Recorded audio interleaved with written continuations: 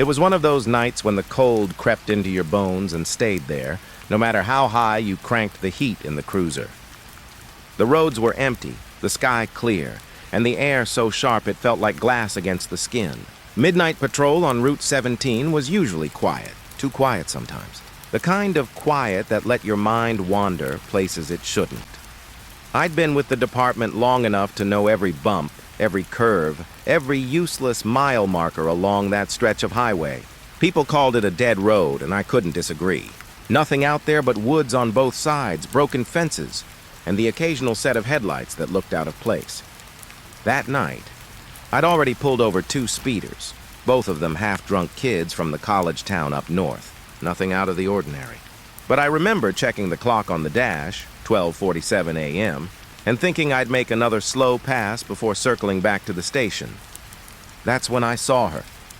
She was walking along the shoulder, arms wrapped tight around herself, wearing nothing but a light dress that didn't belong in a night like that.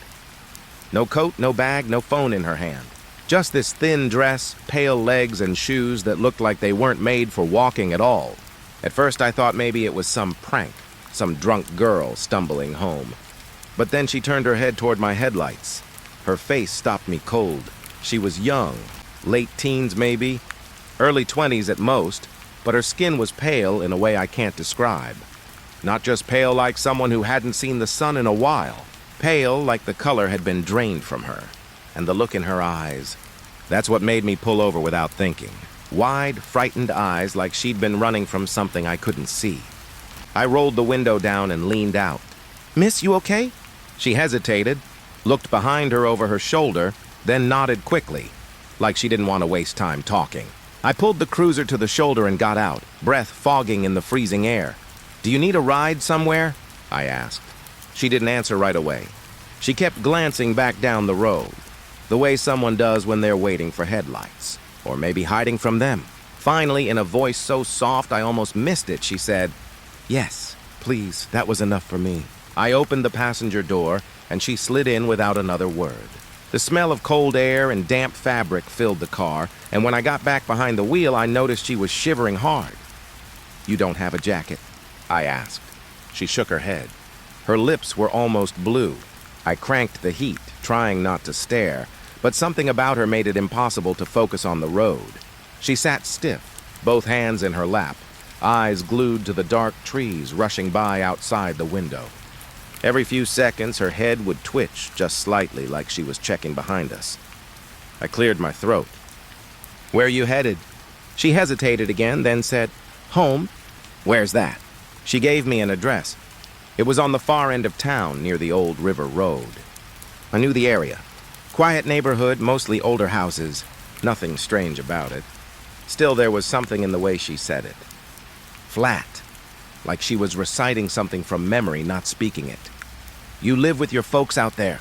I asked. Another pause. "Yes." The way she said that made me shut up.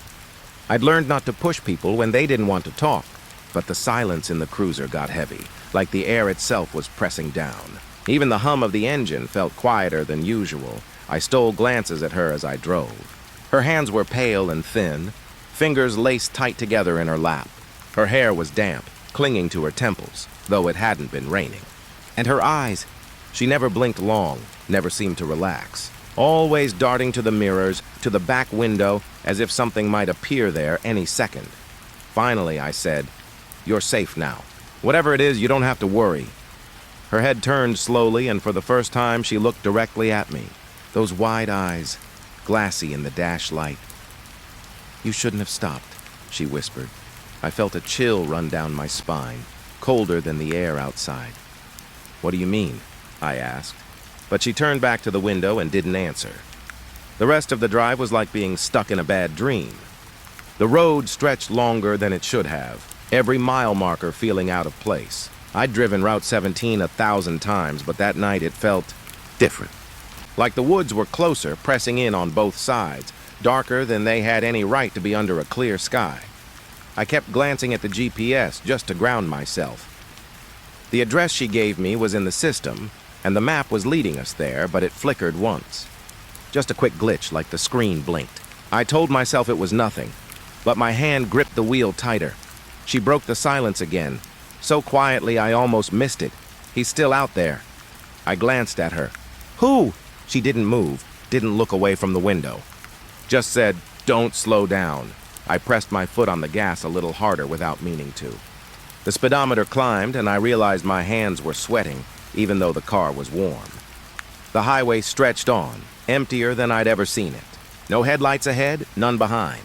Just us, and the endless black ribbon of road cutting through woods that seemed alive in the corners of my eyes. At some point, I noticed her hands. They weren't just pale, they were wet. Not dripping, not soaked, but damp. I could see the faint shine of moisture under the dome light, like she'd just pulled them out of cold water. I wanted to ask, but I couldn't. My throat was too dry. The address was coming up, a left turn off the highway. I slowed as I approached the intersection, but her head snapped toward me so fast I flinched. "Don't stop," she said sharply. "I have to. Don't stop," her voice cracked, desperate now. I pressed the brake anyway, easing into the turn. The GPS arrow pointed toward the river road, and the neighborhood lights glimmered faintly ahead. When I looked at her again, her face was pale as bone, eyes wide in panic. I pulled into the street. It was quiet, rows of old houses with their porch lights on. Normal. Too normal. I checked the house number she'd given me, pulled up in front of it, and turned to tell her we'd arrived. The seat was empty. No sound of a door opening, no movement, nothing. Just the faint impression of her form on the seat and the lingering damp smell in the air. My heart pounded as I scanned the street, then the back seat, then outside again. She was gone. The scarf was the only thing left. A thin, faded scarf, damp and cold, lying neatly folded on the seat. I got out and carried it up to the door of the house, unsure of what I'd even say. A woman answered, middle-aged, tired eyes, wearing a robe. When she saw the scarf in my hand, her face went white. "Where did you get that?" she asked, voice trembling. I told her, or I tried to. My voice cracked halfway through. She shook her head, tears welling in her eyes. "That was my daughter. She died 10 years ago, right there on Route 17. And she pointed past me down the street toward the black stretch of road where the woods swallowed the light. I didn't sleep after that night. I told myself I'd shake it off, that it was just fatigue messing with my mind, but that excuse didn't hold up. I kept thinking about the girl, the way she sat in my passenger seat, silent and cold, staring out the window like she was waiting for something to come crawling out of the dark, and the address, her voice when she said it, stuck with me like a splinter under the skin. For days, I tried to let it go. I buried myself in routine patrols, paperwork, the same tired coffee and gas station sandwiches. But late at night, every time I drove down Route 17, I found myself looking at that shoulder, expecting to see her again, half hoping I wouldn't, half praying I would, just to know I hadn't lost my mind. A week later, it happened again. It was colder this time, the air sharp enough to make my teeth ache when I stepped out of the car. Midnight again. Same stretch of highway, same pale figure walking along the shoulder. I froze when I saw her. The headlights caught her face, and it was her. The same girl, the same dress, the same damp hair plastered to her temples. I slowed without even thinking. My chest tightened, my stomach dropped. My hands shook on the wheel. Every part of me screamed to keep driving, to let her disappear into the night. But I didn't. I pulled over. When she got into the car, it was like nothing had changed. She sat stiff, staring out the window, shivering in that thin dress. And when I asked where she was going, her voice was the same quiet monotone. Home, the same address. Word for word. This time I punched it into the GPS right away, needing something concrete. The address popped up instantly, the little arrow pointing me toward the river road. Relief washed over me. Proof. Something real. I pulled back onto the highway, trying to keep my voice steady. "All right, let's get you there," she didn't respond. Just watched the trees blur by, her face pale and expressionless. I kept glancing at the GPS. The arrow moved along the route, the line guiding us forward. Mile after mile, the system held steady. And then, without warning, the screen blinked. Just once. A flicker. I frowned, tapped it with my finger. The route line was still there, the address still listed at the top. I told myself it was just a glitch, nothing to worry about, but a mile later it blinked again. Longer this time. The line disappeared for a second, then came back. The address was still written at the top, but the map below it looked wrong. I slowed, peering at it. The river road wasn't there anymore. Just a blank gray void where the neighborhood should have been. Damn thing, I muttered, smacking the side of the screen. When I looked up, she was watching me. Not out the window, not over her shoulder. Watching me. Her lips parted slightly like she wanted to speak, but nothing came out. Just this faint sound, like a breath caught in her throat. I forced a smile.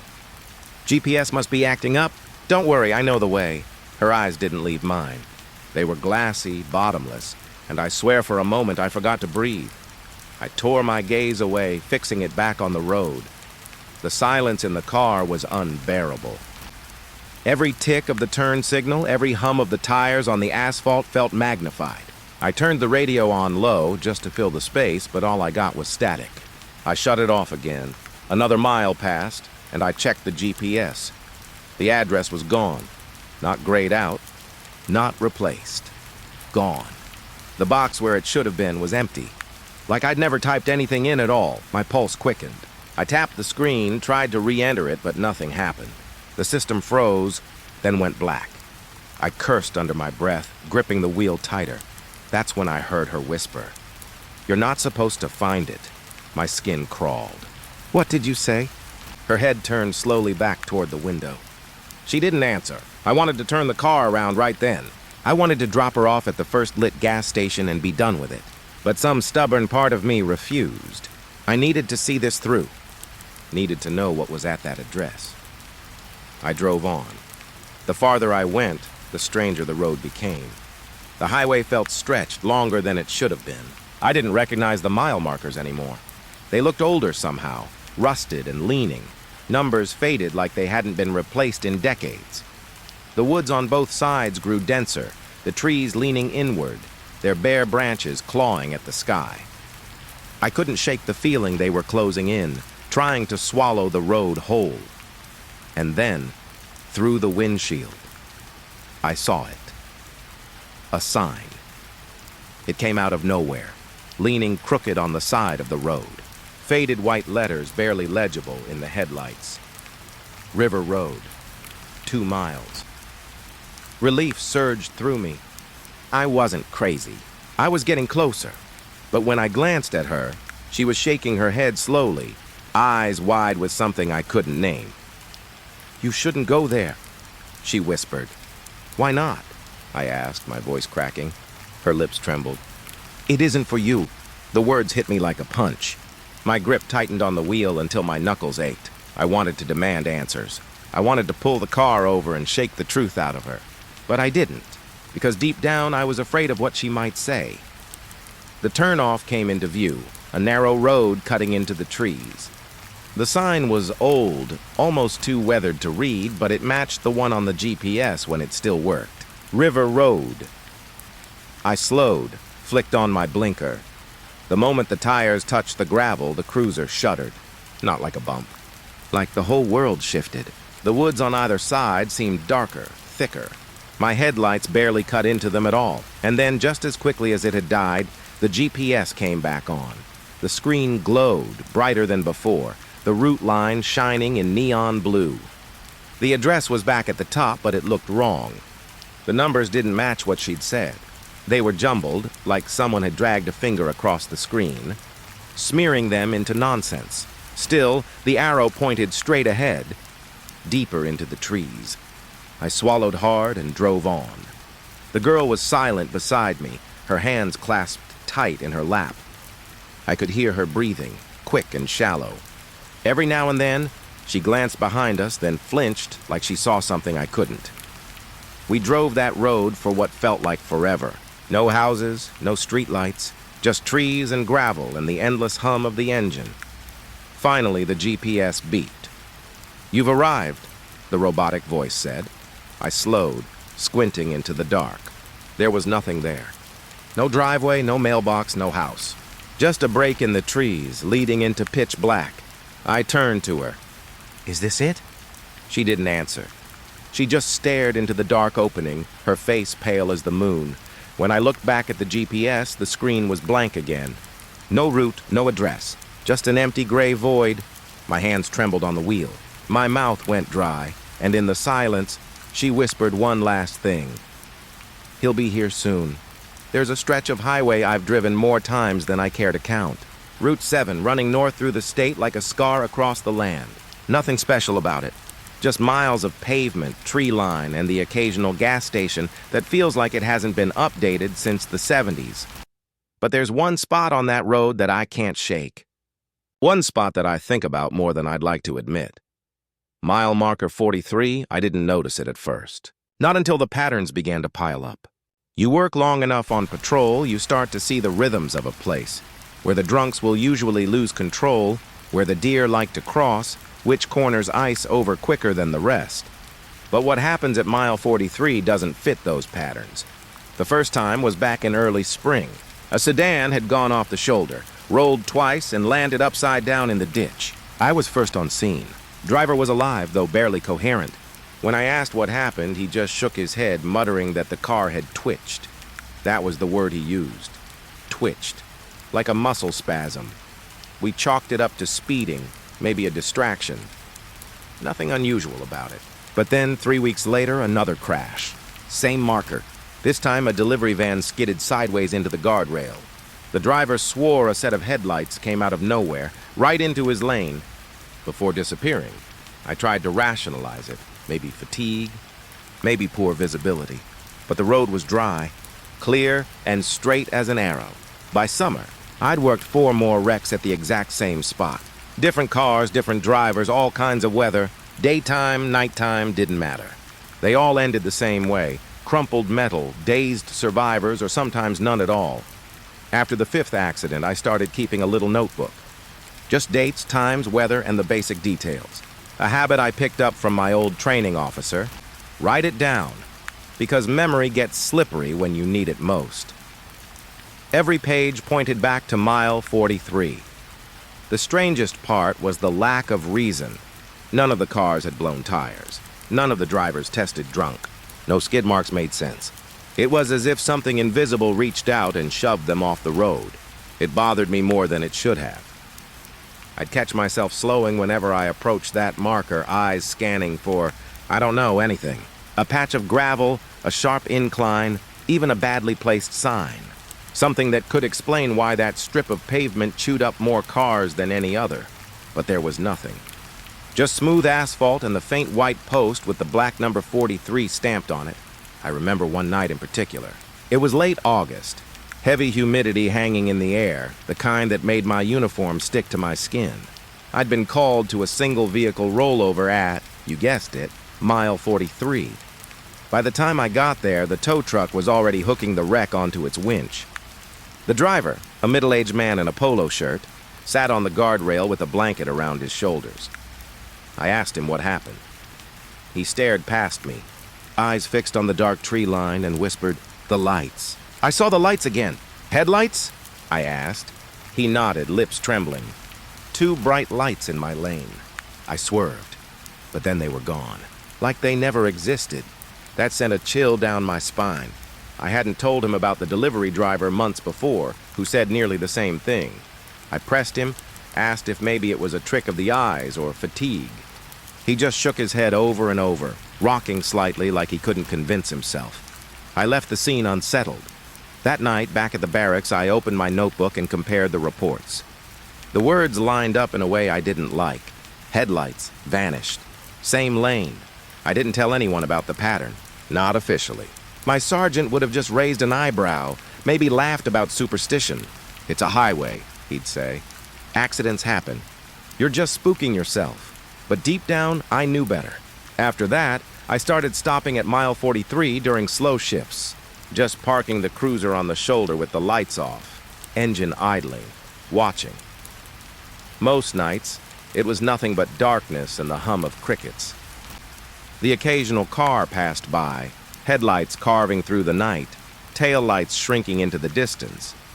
Normal, too normal, but sitting there, I always felt it. The weight. Like the air was heavier at that mile, like something unseen pressed down on me, waiting. One night, I swear I heard it, a faint screech, distant but sharp, echoing through the trees. Metal on metal, tires skidding. But the road was empty. No headlights, no wreck, just me, sitting there with the sound rattling in my ears until it faded back into silence. I didn't write that one in the notebook. Some things you can't put into words without sounding insane. By fall, the accident slowed. For a while, I almost let myself believe it was over. That maybe the road crews had fixed some invisible flaw, or drivers were just being more careful. But every time I passed mile 43, my eyes flicked to that white marker, waiting. And when the next wreck came, late October, thick fog on the road, it didn't surprise me. Not at all. This time there were no survivors. A sedan had plowed head-on into the guardrail, buckling the hood like tinfoil. Both passengers dead on impact. Young couple. Couldn't have been more than 25. I stood there under the flashing lights, watching their bodies pulled from the wreck, the cold fog wrapping around us like a shroud. My notebook was heavy in my pocket. The deputy beside me muttered, "That's the third one this month at this damn mile?" I wanted to say something. I wanted to tell him about the others, about the headlights, about the way the road seemed wrong. But the words wouldn't come.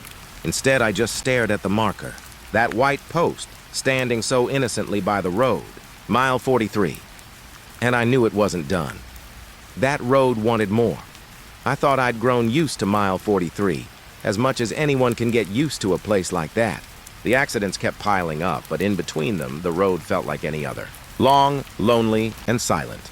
Most nights I drove past without stopping, telling myself I was just being paranoid, that my little notebook full of wrecks and dates didn't mean anything. But deep down, I knew. That stretch of road was waiting. It was late November when I saw them. The night was quiet, no traffic at all. Just me, cruising down Route 7, headlights cutting a pale beam into the fog. I remember glancing at the clock. It was just past 1 a.m., and feeling that familiar tension creep in as the mile markers ticked toward 43. That's when I spotted the lights. At first, I thought it was just another car ahead of me. 2 red tail lights glowing faint in the distance. Nothing unusual about that. I slowed a little, keeping pace, but the fog made it hard to see how far ahead they really were. As I got closer, I realized something was off. The lights weren't steady. They bobbed and dipped like the car was swerving. I picked up speed, heart tightening. Drunk driver, I thought. Maybe someone about to cause another wreck at the marker. I hit the siren once. A quick whoop, just enough to let them know I was behind. The tail lights didn't change. No brake lights, no turn, no reaction at all. So I sped up. The closer I got, the stranger it looked. The red glow didn't brighten, didn't spread across the bumper the way real tail lights should. They just floated there in the fog, the same size, the same distance apart, no matter how much ground I closed, and then, all at once, they veered hard to the right, straight off the road. I slammed the wheel and followed, gravel crunching under my tires as I shot onto the shoulder. My headlights cut through the trees, branches whipping past, and I caught the faint red glow bobbing deeper into the woods. I radioed in without thinking. Possible vehicle leaving the roadway at mile 43, I'm in pursuit. Static cut me off. Nothing but dead air. I gritted my teeth and pressed on, following those damn lights as they weaved between the trees. My cruiser wasn't built for off-road, but somehow the path opened just wide enough, like the woods wanted me to follow. The deeper I went, the quieter it got. The hum of my engine sounded too loud, the crack of branches under my tires echoing in the stillness. The tail lights glowed ahead, always just out of reach, flickering faint like candles in the fog. I don't know how far I drove. Time didn't feel right in there. My hands ached from gripping the wheel. My eyes burned from staring into the mist. All I knew was that suddenly, without warning, the lights stopped. 1 second they were there. The next, gone.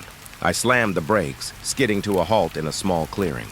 My headlights spilled across the trees, and for the first time, I saw it. The wreck.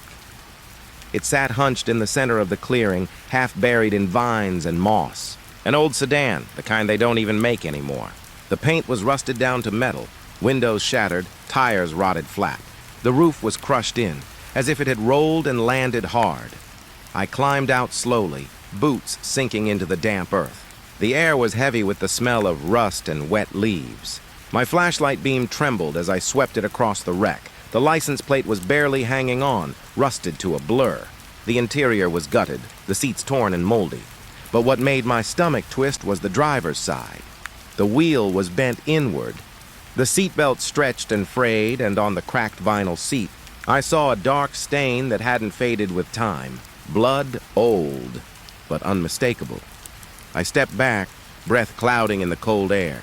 My pulse thundered in my ears. There was no way a car like this had just driven off the road tonight. No way those glowing lights belonged to this rusted husk. And yet, I knew they had led me here. I circled the wreck slowly, scanning the ground for tracks, for tire marks, for anything that could explain what I'd chased. But the earth was undisturbed. No fresh ruts, no sign of a vehicle moving through. It was as if the lights had floated me here on their own. A noise broke the silence. Faint, metallic, like a door hinge creaking. I froze, flashlight beam darting back to the car. The driver's side door, warped and half-detached, shifted in the breeze. Or at least, that's what I told myself. But the night was still. No wind. The door groaned again, opening a fraction wider, and in the silence, I swore I heard something else. A low rasp, wet and strained, like someone trying to breathe through broken lungs. My chest seized. I staggered back, hand reaching for the radio. "Dispatch, this is..." Static. Nothing but static. The rasping sound grew louder, dragging in and out, each breath a struggle. My light shook as I aimed it through the shattered windshield. The seat was empty. But in the glass, just for a second, I saw movement. A reflection.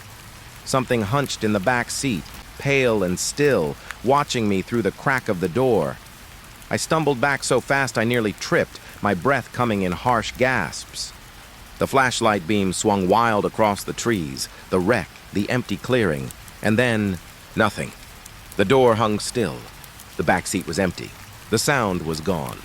I stood there for what felt like forever, heart hammering, until I forced myself back into the cruiser. My hands shook so badly I almost dropped the keys. When I looked up, the woods were black again. No red lights, no path. I turned the wheel, floored the gas, and somehow made it back to the highway. When my tires hit asphalt, I pulled over, chest heaving, headlights washing over that cursed marker. Mile 43. The radio crackled back to life, dispatch calling my unit number. My throat was too dry to answer. I looked in the mirror, and for the briefest moment, two faint red glows flickered in the trees behind me. Not headlights, tail lights. Back at the station, I tried to act normal. I told myself it had just been the fog, just a wreck from years past that I'd stumbled on by accident. Nothing more. But I couldn't shake the feeling. That low rasping sound, the reflection in the glass, the way the lights had led me there, only to vanish. And then there was the report. We always had to file them, no matter how small the call. Paperwork never cared if you were spooked out of your mind. I sat down at my desk, the hum of the fluorescent lights buzzing in my ears, and forced my hands to steady on the keyboard. Pursuit of unidentified vehicle at Route 7. Mile 43. That's how I began. Cold. Straightforward, just the facts, but the more I typed, the stranger it felt. I had nothing solid to put down. No license plate, no make, no model, just a pair of tail lights in the fog. What kind of officer writes that into an official document? I almost erased the whole thing, almost called it off as a false pursuit, but something in me refused. If I didn't put it down, it would be like it never happened. Like the night itself could swallow it whole, so I wrote it. Every detail. The sudden turn off the road, the chase into the woods, the wreck in the clearing. When I finished, I leaned back and rubbed my eyes. My report looked less like police work and more like a ghost story scribbled by a drunk. Still, I hit submit. I thought that would be the end of it. But 2 hours later, I got an email. It was short. Just a notice that my report had been cross-referenced in the system. A name had auto-populated under assisting officer. At first, I didn't think much of it. Sometimes the software linked old reports together when the location matched. But when I clicked it open, my stomach dropped. The name was Officer Raymond Hale. I sat there staring at the screen, reading the name over and over again. It meant nothing to me. I'd never worked with a Hale, never even heard of him. I scrolled down to the attached file. It was a scanned report, the old kind typed up on a typewriter, edges yellow with age. The date read October 14th, 1978. Same location, mile 43, accident involving a sedan. Driver deceased, filed by Officer Raymond Hale. I swallowed hard, skin prickling cold. The system must have glitched, I told myself. It just dragged some dusty file out of the archives and paired it with mine. A coincidence. That's all. But then I saw the bottom of the report, filed by Officer R. Hale, died in the line of duty, November 3rd, 1978. 3 weeks after that report, I sat frozen in my chair, the hum of the lights overhead louder than ever. My throat felt like sandpaper, dead since '78. And yet, there he was. His name linked to my report, as if he'd been out there in the woods with me. Chasing those phantom taillights, I couldn't stop myself. I dug deeper. The archives were slow, clunky, but eventually I pulled up the full file. Officer Hale had been a patrolman, just like me. He'd been assigned to the same stretch of highway. His notes were meticulous, detailed, the kind of reports they used as examples at the academy. And he had a pattern, almost every month.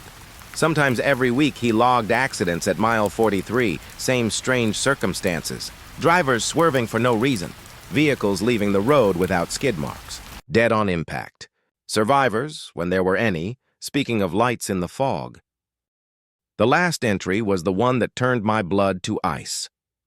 October 31st, 1978. He'd written, pursued unknown vehicle off-road near mile 43. Witnessed tail lights in the fog. Vehicle led me to clearing with abandoned wreck. License plate rusted, unreadable. Heard movement inside. Unclear if driver escaped. We'll investigate further, that was it. No follow-up. The next document was his death notice. November 3rd, single car accident. Patrol vehicle left the road. Driver killed on impact. Mile 43. I don't know how long I sat staring at those files. My reflection in the screen looked pale and hollow. My eyes sunken like I hadn't slept in days. When I finally leaned back, the office felt colder than before.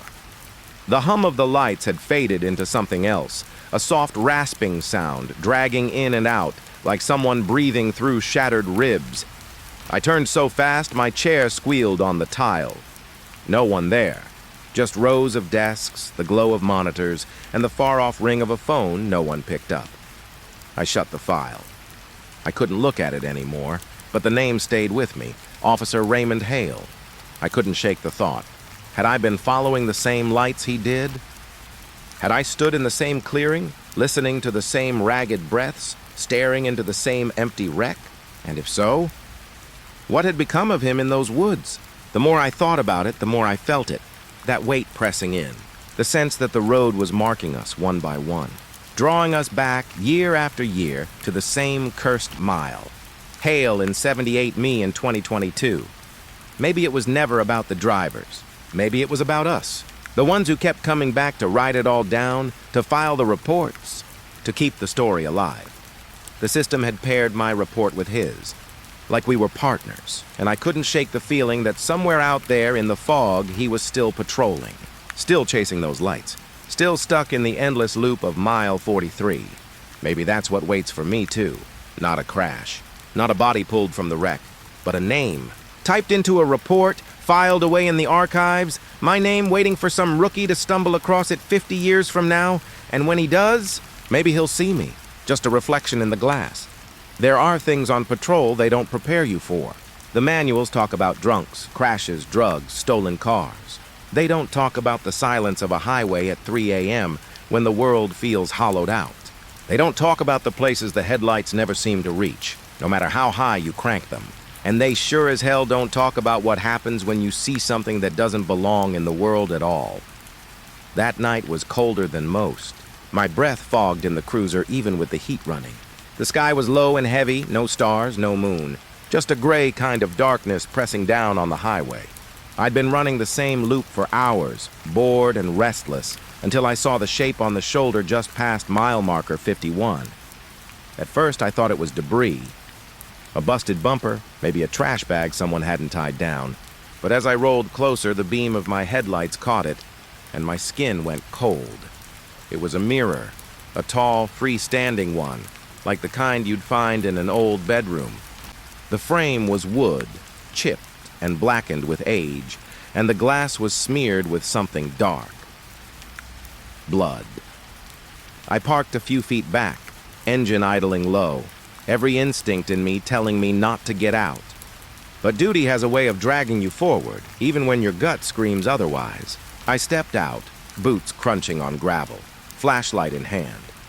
The mirror leaned against a mile marker post, its surface glinting faint in the beam. The smears weren't random. They looked like handprints.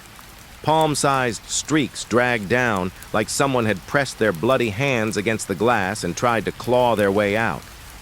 I swallowed hard and swept the area with my light. Nothing. No car, no person, no tracks in the gravel. Just that mirror standing there waiting. I don't know why I did it, but I stepped closer. I lifted the flashlight, angling it toward the glass. My own reflection looked pale and stretched, my face warped by the streaks. And then I saw her, behind me, a woman. She stood just over my shoulder in the reflection, her face blurred, her skin white as bone. Her hair hung down in matted clumps, and her dress looked torn, soaked dark around the hem. But when I spun around, there was nothing there, only the empty highway. My breath caught in my chest. My pulse hammered so hard I could hear it in my ears.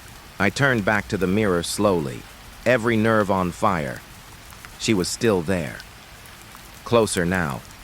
Her head tilted at an unnatural angle, eyes wide and dark, locked on mine. I stumbled back, the beam of my flashlight jittering across the glass. My throat felt too tight to breathe. I wanted to run, wanted to smash the thing and leave it in shards on the road, but my legs wouldn't move. I just stood there, staring into that warped surface as she inched nearer in the reflection, though the road behind me stayed empty. Her lips moved. I couldn't hear a sound, but I knew she was whispering. Over and over, the same word, my name. I didn't wait to see more. I bolted back to the cruiser, slammed the door shut, and threw it in gear. Gravel sprayed as I tore back onto the road. I didn't look in the mirror again. Not the real one, not the rear view. Not for the rest of the night, but even as I drove, I could feel it. That sense of being watched, the weight of her eyes in the glass. Like if I dared to glance up, she'd be there, sitting in the back seat, staring at me through the reflection. Back at the station, I told myself I imagined it. That the cold and the dark had gotten to me. That the blood was just rust or paint or whatever my brain wanted to see. But when I closed my locker that morning, I froze. The mirror on the inside, the little square they give us for checking our uniforms, was smeared. Faint but clear. 2 pale handprints dragged down as if something had pressed against the other side of the glass, desperate to come through. And in the corner of that small square reflection, I saw the hem of a torn dress, just for a moment. Then it was gone. But I swear, I still hear her sometimes whispering my name in the hum of the lights, in the crackle of the radio, in the silence between breaths, waiting for me to look again. I've learned that silence on the radio can be the heaviest thing in the world. Most nights, the chatter from dispatch is just background noise, routine stops, traffic checks, a drunk being hauled in from a bar fight. Nothing special, but the quiet hours are when you start to notice every little thing. The hum of your own engine, the static fuzz bleeding faint through the speaker, the way your mind latches on to shapes in the dark that don't exist. It was a little after 2 in the morning when it came through. I was cruising a stretch of Route 16, just north of the bridge, when the static popped louder than usual, a crackle like someone had brushed against the mic. Then a voice. Unit 42, need backup at mile marker 9. Officer down. The voice was thin, strained. I didn't recognize it, but the urgency in it hit me hard. I grabbed the radio, heart spiking. Dispatch, confirm last call. Who's requesting backup at 9? Silence. Just the low hiss of static. I asked again. Nothing. I clicked over to the secondary channel. Any unit copy? Call at mile 9, officer down. Dead air. The thing was, I knew I hadn't imagined it. The words were clear. Not some garbled interference, not my mind playing tricks. I knew what I heard. And if there really was someone down at mile 9, sitting there waiting for help, every second mattered. I floored it. The road was empty. Dark trees on either side swallowing the headlights. The mile markers ticked by in green blurs until 9 came up on the shoulder, its reflective face flashing in the beam. I slowed, scanning. Nothing on the asphalt. No cars pulled over, no wreckage, no sign of another unit. Just quiet woods pressing in on both sides. I pulled onto the shoulder and killed the siren, listening.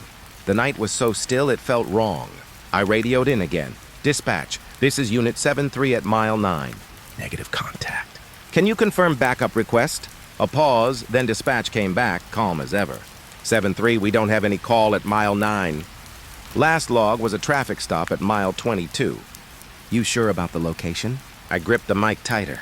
I heard it clear. Officer calling for backup sounded urgent. Copy, 7-3.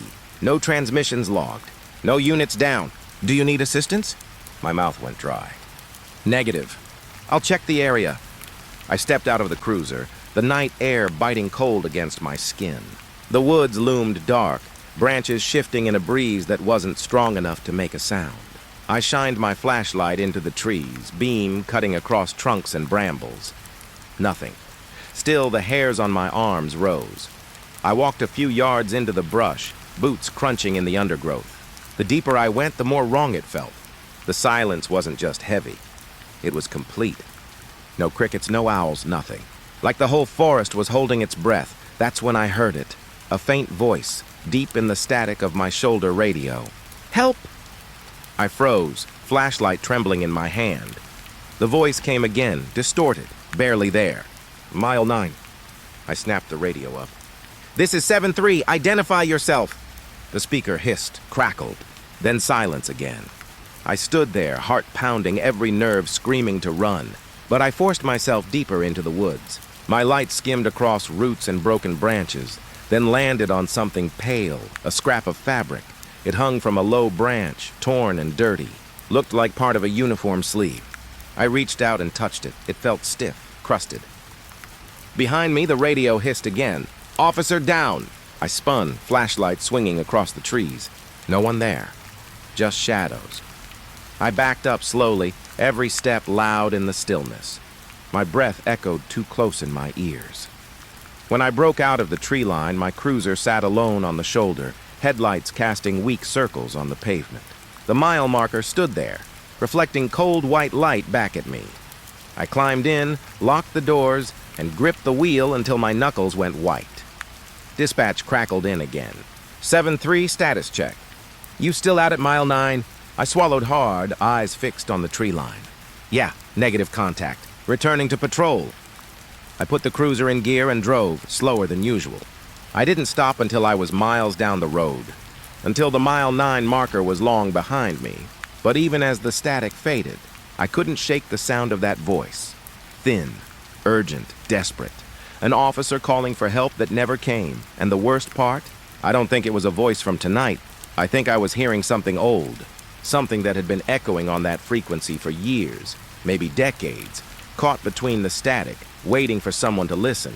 And now that I had, I wasn't sure it would stop. Some nights on patrol start out quiet. Too quiet. Like the road itself is holding back a secret. That was one of those nights. I'd been running the stretch south of town, windows cracked just enough to let in the cold, when I saw the shape ahead of me. A car. No headlights. It was moving slow in the right lane, just a dark silhouette gliding through the night. Every instinct in me said this wasn't right. Cars don't just drift down a highway at 2 in the morning with no lights unless something's wrong, unless the driver's drunk, high, or up to something worse. I hit the switch, blue and red flashing against the trees as I pulled closer. My spotlight cut across the back of the car. It was a black sedan, mid-90s, maybe older. The kind of boxy shape you don't see much anymore. Paint dull, windows dark. No plates lit up by my beam. Just metal. I got on the loudspeaker, ordered them to pull to the shoulder. For a second, I thought they'd ignore me. The car kept rolling like it hadn't heard. But then, slow and smooth, it drifted right and came to a stop. My gut was tight as I stepped out, hand resting on my holster. The night was heavy, no wind, no sound, but the low hum of my cruiser. I approached on the driver's side, flashlight steady. The windows were tinted dark, too dark. My light bounced back at me, giving me nothing. I rapped the glass with my knuckle. Evening. Highway patrol! Roll the window down for me. No response. I knocked harder, leaning closer. I thought I saw movement inside, a shift of shadow, but it was faint. Sir? Roll it down. Still nothing. That's when I noticed the plates. I leaned back, swung my light over the rear bumper. The numbers were clear, caked with grime but readable. I repeated them in my head, locked them in, then stepped back to the cruiser. I ran the plates through the system. The return came fast, faster than I expected. And when it popped up, my stomach dropped. The sedan had been totaled, not just wrecked but destroyed. The report was dated 12 years ago. Fatal accident, driver deceased, vehicle impounded and scrapped. I read it 3 times, jaw tight, heart climbing my throat. There was no mistake. Those were the plates. That was the car. But it was sitting 20 feet away from me, idling, windows black. I felt cold all over, a sweat prickling under my vest. I keyed the mic, voice tight. Dispatch, confirm plate return on plate number. System shows totaled in 2010. Do you have a cross-check? Dispatch came back calm, casual. Copy 7-3. Plate is listed as destroyed. Are you confirming current contact? I stared at the sedan through the windshield. It hadn't moved. No door opened, no engine revved. It just sat there silent like it was waiting. Affirmative, I muttered. Stand by. But I couldn't stand by. I stepped out again, legs stiff, light trembling slightly as I raised it back to the window. This time, I pressed close, shielding the glare with my hand. My face nearly touched the glass, and I saw it, not the driver. Not clearly, just the faintest outline of a figure in the seat. Head forward, hands locked on the wheel.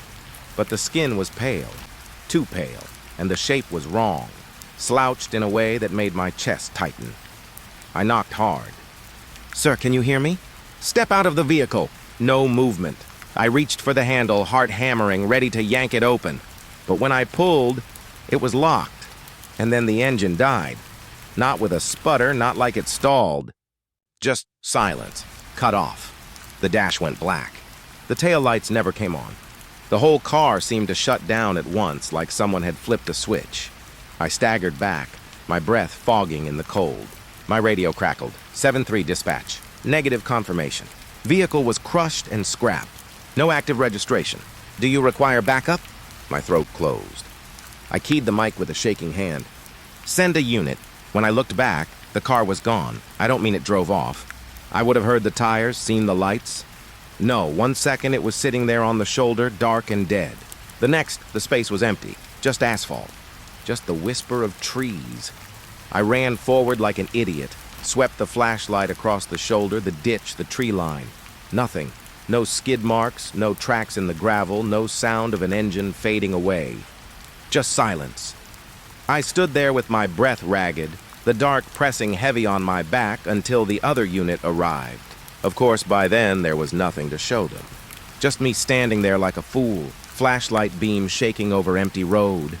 I didn't tell them about the figure behind the glass. I didn't tell them about the pale skin, the slouched posture, the way it felt like the car itself was watching me. I just said the plates came back wrong. That maybe the system glitched. But later, sitting at my desk, I pulled the accident report myself. It was worse than I thought. The driver who died in that crash 12 years ago, same make, same model, had been found slumped over the wheel. Neck broken, hands still locked on tight, and in the photo attached, even though the image was grainy and old, I could see the same thing I'd seen in the window, that pale face, that slouched, broken shape. Still driving. All these years later, it started with static. Not unusual, not at first. Anyone who's worked the highway long enough knows radios don't always behave. Dead zones, bad weather, solar flares, there's always something you can blame when the line cuts out. But that night there was no storm, no interference. The air was calm, the sky clear, and I was less than 10 miles from the dispatch tower. The static came anyway, It buzzed faint and low, like a voice was trying to crawl through, but never quite made it. I turned the volume down and kept driving, telling myself it was nothing. Just background noise. Just another reason this stretch of road felt cursed. But then it spoke. Not in words I could understand. More like a shape forming in the noise. A rhythm that almost felt human. The hairs on my arms stood up as I leaned closer. "Dispatch, this is 7-3 radio check," I muttered, just to test. For a moment, silence. Then the usual confirmation. "Copy, 7-3. Loud and clear." I exhaled, shaking my head, about to move on when the static flared again, and I heard my own voice, not repeating the radio check, not echoing back the confirmation. No, this was my voice, low and muffled, whispering words I hadn't said yet. 3 seconds later, I said them. Jesus Christ. And right as the words left my mouth, I realized I had already heard them, buried inside the static. I froze, fingers tightening on the mic. "Dispatch. Confirm last transmission," I said.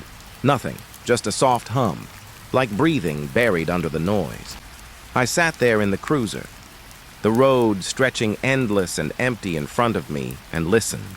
My heart was thudding slow and heavy, my palms damp on the wheel. Then it happened again, my voice. It came faint, warped, almost mechanical, like someone was recording me on an old cassette tape and playing it back at half speed. This time, I heard myself say, "There's something wrong with me." The blood in my chest ran cold. I didn't want to say it. I clamped my jaw tight, forcing myself to stay quiet. But the words built in my throat anyway, desperate, pushing, until they slipped out. "There's something wrong with me." Hearing it come out of my own mouth right on cue made me sick, like I wasn't in control anymore, like I was just catching up to something that already knew me better than I knew myself. I yanked the mic from the dash, breathing hard. "Dispatch, confirm channel secure. Is there a crossfeed? Repeat, is this line secure?" Static, and underneath it, my voice again. Faint but clear. "You're wasting your time." The words echoed in my skull, even before I said them, and sure enough, a few seconds later, I heard my own voice crack the silence, ragged and weak. "You're wasting your time." I slammed the mic down, heart pounding, sweat dripping down my back. I wanted to shut the radio off, rip the wires out, anything to make it stop, but I didn't. Some part of me needed to know. I turned the volume up instead. The hiss grew louder, filling the cruiser, filling my head. My voice was buried inside it now, broken into fragments, whispers stretched thin like rubber bands. Sometimes it came seconds before I spoke. Sometimes it was minutes. And no matter how much I tried to fight it, no matter how tightly I pressed my lips together, the words always came out. "You can't stop this. It's already happened. You're not the first." That last one hit harder than the rest. Not the first. My knuckles whitened against the wheel as I stared down the road, empty and endless, my own voice circling me like a predator. Not the first. The idea slithered through my head and I couldn't shake it. If I wasn't the first, then who was? How many others had sat right where I was, driving this same stretch, listening to themselves unravel one word at a time? I thought about the other calls, the phantom distress at mile 9, the blacked-out sedan with plates that shouldn't exist. Pieces of something bigger, something I couldn't quite see. The static buzzed again, louder this time, sharp enough to sting my ears, and then I heard it, my own voice again, but clearer now. Not warped, not stretched thin, clear, steady, certain. "Pull over." I gripped the wheel tighter, jaw clenched. I wasn't going to do it. I wasn't going to listen. But 3 seconds later, my own voice betrayed me. "Pull over." The words left my mouth like they'd been waiting there all along. My hands moved almost on instinct, guiding the cruiser to the shoulder. I slammed the brakes, breathing hard, the seatbelt locking across my chest. Gravel crunched under the tires, dust rising in the beam of my headlights. The static thinned, crackling softer now like it was satisfied. I sat there, staring into the trees, my reflection faint in the glass, the hum of the engine low and steady, and then the voice came one last time, calm and final. "Now, get out." I swallowed hard, my throat dry, my pulse racing. Seconds later, like a puppet on strings, I heard myself whisper, "Now." Get out. When you've been out here as long as I have, you get used to the silence. The back roads don't talk much after midnight. No traffic, no gas stations, no neon lights humming in the distance. Just the long stretch of asphalt, the broken fences, and the occasional glow of a farmhouse window half a mile away. That silence is something you learn to carry. Something you come to trust, but rookies, they never know what to do with it. That night, I had one riding with me. Kid couldn't have been older than 24, fresh out of the academy. His uniform still had creases sharp enough to cut yourself on, and he sat stiff in the passenger seat like he was waiting to be graded. I didn't mind. Everyone starts somewhere. Still, I could feel his nerves bleeding into the air, that restless shifting, the constant checking of his watch. Like the night itself was pressing too heavy on him. So, is it always this quiet? He asked after an hour of nothing. I glanced at him. His voice cracked a little, though he tried to hide it. Out here, yeah, I said. That's the point. If you want noise, go work downtown. He chuckled, forced and awkward, then fell silent again. I could tell he was waiting for a story. They always are. Rookies want the veterans to hand them the scary stuff, the roadside drunks, the strange calls. They want to believe the job is all adrenaline. But the truth is, most of this work is empty roads and waiting. Still, I remember what it felt like on my first ride-along, how badly I wanted to understand the silence. So I gave him something. Back in '09, there was a wreck not far from here. Couple in a sedan, late at night. No skid marks, no other car involved. Just drifted across the line and hit a tree head-on. Both gone before we even got here. The rookie nodded, eyes wide, waiting for me to explain. Thing is, I continued, folks who lived nearby swore they heard a second crash that night. Said they went outside, heard tires screeching and metal folding, but only one car was ever found. The kid shifted in his seat. So, what happened to the other car? I kept my eyes on the road, letting the question hang there. That's just it. There was no other car. At least, not one anyone could prove. Sometimes, sound carries strange out here. I watched him glance at the dark trees outside, the way they bent low over the road. Their branches tangled like arms. Silence again. But the road never stays quiet for long. Around 1 in the morning, we spotted headlights ahead, small, weaving. Drunk, maybe. I slowed as we closed the gap. It was an old pickup, rust-eating at the bumper. The driver barely kept it between the lines. Call it in, I told the rookie, and he fumbled for the radio, voice trembling as he gave the make and model. We lit it up, red and blue spilling over the trees. The truck hesitated, then pulled onto the shoulder. I stepped out first, the cold hitting me sharp, and motioned for the rookie to stay behind me. Always let the kid watch first, learn the rhythm. The driver's window creaked down. Man inside, mid-50s maybe, with skin weathered like old leather. His eyes were watery, his knuckles pale as he gripped the wheel. I leaned in. Evening, sir. You been drinking tonight? His gaze flicked past me, to the rookie. Then back at me? No, he rasped. His breath smelled clean. Too clean. Mind stepping out for me? The man shook his head slowly, like I'd asked him something impossible. Don't make me get out here. I narrowed my eyes. And why's that? He swallowed, jaw working like he was chewing on words he didn't want to release. Finally, he whispered, They walk this stretch. The rookie frowned, leaning forward. Who does? The man's face went pale. You don't see them yet. That's when I knew he wasn't drunk. His eyes weren't glazed from alcohol. They were wide, terrified, fixed on the tree line behind me. I let my hand rest lightly on my holster, but didn't draw. Sir, step out of the vehicle, now! He shook his head again, harder this time, tears streaking down his cheeks. Please don't make me get out. The rookie glanced at me, uncertain, but I stood firm. Out now! The man gripped the wheel tighter, trembling. His lips moved soundlessly, like he was praying. Finally, he whispered something that stuck to me even as the years passed. They'll follow you home. I didn't argue again. I just told him to keep his hands on the wheel, wrote up the report as quickly as I could, and sent him on his way with a warning to drive safe. The rookie looked rattled as we pulled back onto the road. What the hell was that about? He asked. Nothing you need to worry about, I muttered. Though the words felt weak in my mouth, we drove on. the silence thicker now, heavy, the kind that sticks to your skin. The rookie leaned back, trying to play it off, but I could see the tension in his shoulders. He wanted to laugh it away, but he didn't. Instead, after a long pause, he asked softly, "Was he talking about ghosts?" I didn't answer, because out there, past mile marker 12, I kept seeing something move between the trees. Not shapes, not shadows, just glints, like headlights reflected in eyes that shouldn't be there. The rookie didn't notice. Or maybe he did and didn't want to say it out loud. Either way, I kept driving, but for the first time in years. The silence didn't feel like something I could trust. It felt like something waiting. The rookie was quiet after that stop. Too quiet. I could feel him thinking, chewing over the words that old man had said. They walk this stretch. They'll follow you home.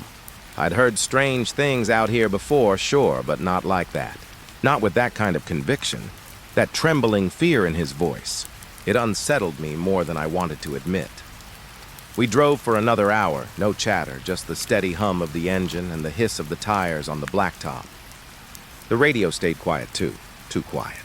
Normally, dispatch would at least check in, but the line was dead silent, like the air itself had gone heavy. Around 2:30 in the morning, we spotted it. Up ahead, maybe half a mile, a glow sat low on the shoulder. Headlights. I slowed. The rookie leaned forward, squinting. "It stopped," he said. It was a pickup, newer than the one we'd pulled over earlier. Silver, clean body, high beams burning through the dark. But it wasn't moving. Just sitting there, idling. "Call it in," I told him, and he did. His voice careful this time, softer than before. I pulled in behind it, cruiser lights flashing across the trees. Gravel popped under our tires as we rolled to a stop. Right away, something was wrong. The driver's door was shut, windows fogged slightly from the heat still running inside. The exhaust puffed faint and steady into the night, engine on. Headlights on, but no one behind the wheel. I motioned for the rookie to stay put and stepped out first. Cold air slapped me in the face, biting through the layers of my uniform. The silence was worse out here. Even the wind seemed to hold its breath. I approached slow, hand hovering near my holster. "Highway patrol," I called. "Driver, step out." Nothing. I reached the driver's side and knocked on the glass. The sound echoed hollow against the night. No movement inside. I tried the handle. Unlocked. The door swung open easy, the dome light flooding the cab with a pale yellow glow. The seat was empty. Keys dangled in the ignition, engine humming. The heater blew warm air across my face. But the strangest part, the seatbelt was buckled, tight, latched into place, like whoever had been driving had just vanished mid-drive. I felt the rookie come up behind me, his breath sharp in the cold. "Where the hell is he?" he whispered. I didn't answer. My eyes were on the passenger side. The seat there was reclined halfway back, and in the faint glow of the dome light, I could see smudges on the glass, long streaks, like someone's fingers had dragged down the inside of the window, only the streaks weren't down. They were up. I leaned closer, squinting. They weren't smudges at all. They were clean lines cutting through the fog, tracing upward, toward the ceiling of the cab, like someone had been pulled. "Check the bed," I muttered. The rookie swallowed hard, then circled around back with his flashlight. I stayed where I was, staring into that cab, the seatbelt, the keys, the faint upward trails. My stomach twisted as the seconds dragged on. Then the rookie called out, "Empty."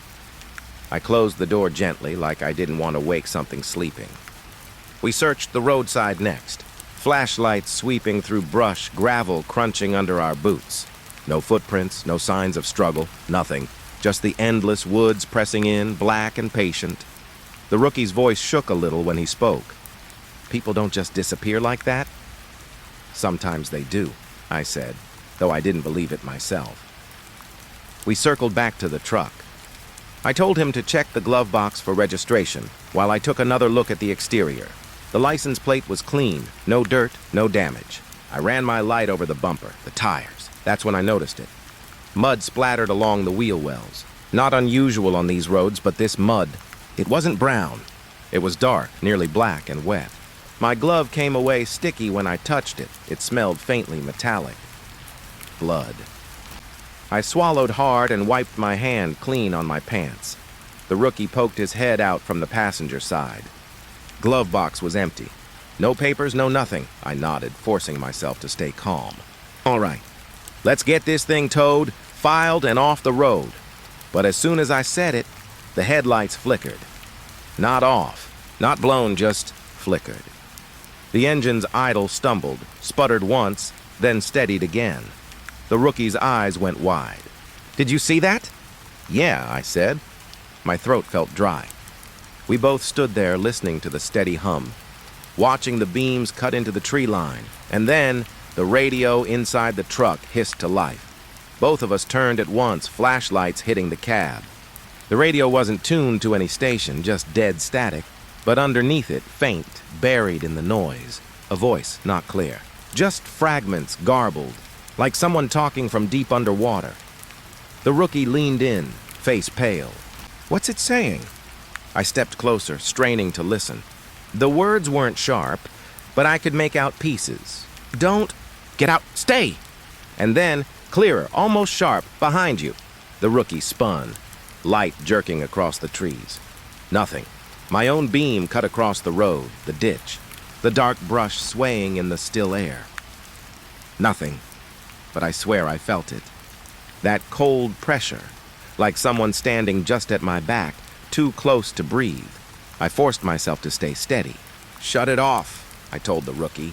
He reached in and killed the ignition. The engine coughed and died, the headlights went black, and the radio cut off mid-hiss. Silence fell again. Heavy, absolute. We called for a tow, waited in the cruiser with the doors locked and the heater running. Neither of us spoke. The rookie kept staring at the rear view, like he expected something to climb into the back seat any second. When the tow finally arrived, I didn't stick around. I handed it off, signed what I needed to, and pulled back onto the road. The rookie broke the silence first. His voice was small. What if the driver didn't walk away? I kept my eyes forward. Then let's hope we never find where he went. He didn't reply, but I could feel him watching me, waiting for me to admit what we both already knew. That truck wasn't abandoned, it was left, and whatever had been inside it hadn't finished with us yet. The night only got heavier after that truck. I don't know how to explain it, except that it felt like the silence itself had changed. Before, it was just empty, lonely but familiar. After the truck, it pressed down on us, thick and waiting, like the air knew something we didn't. The rookie barely spoke the next hour. His hand stayed tight on the door handle like he was ready to bail at any second. Every time I glanced over, he was checking the mirrors, the side window, the darkness that swallowed the road behind us. I didn't blame him. Truth is, I felt it too. That creeping sensation in my gut. That certainty that if I looked over my shoulder long enough, I'd catch something staring back from the back seat. Around 3:30, I pulled us off the main road to take a break. A long fence line ran along that stretch, old barbed wire sagging between the posts, fields stretching black and endless beyond it. I parked the cruiser by the shoulder, killed the headlights, and let the engine idle low. The rookie gave me a look. Why are we stopping here? Stretch our legs, I said. But the truth was simpler. I needed a moment. The hum of the engine was making me edgy, and my head felt tight from staring down the dark ribbon of asphalt.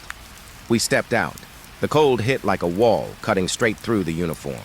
Gravel shifted under my boots as I walked a few paces from the car, trying to shake the ache out of my legs. The rookie stayed close, flashlight sweeping nervously along the fence line. Feels like the middle of nowhere, he muttered. It is, I said. The sky above was clear, stars sharp against the black. Out there, you could almost believe the world ended just beyond the glow of your flashlight. We stayed out maybe 5 minutes before climbing back in.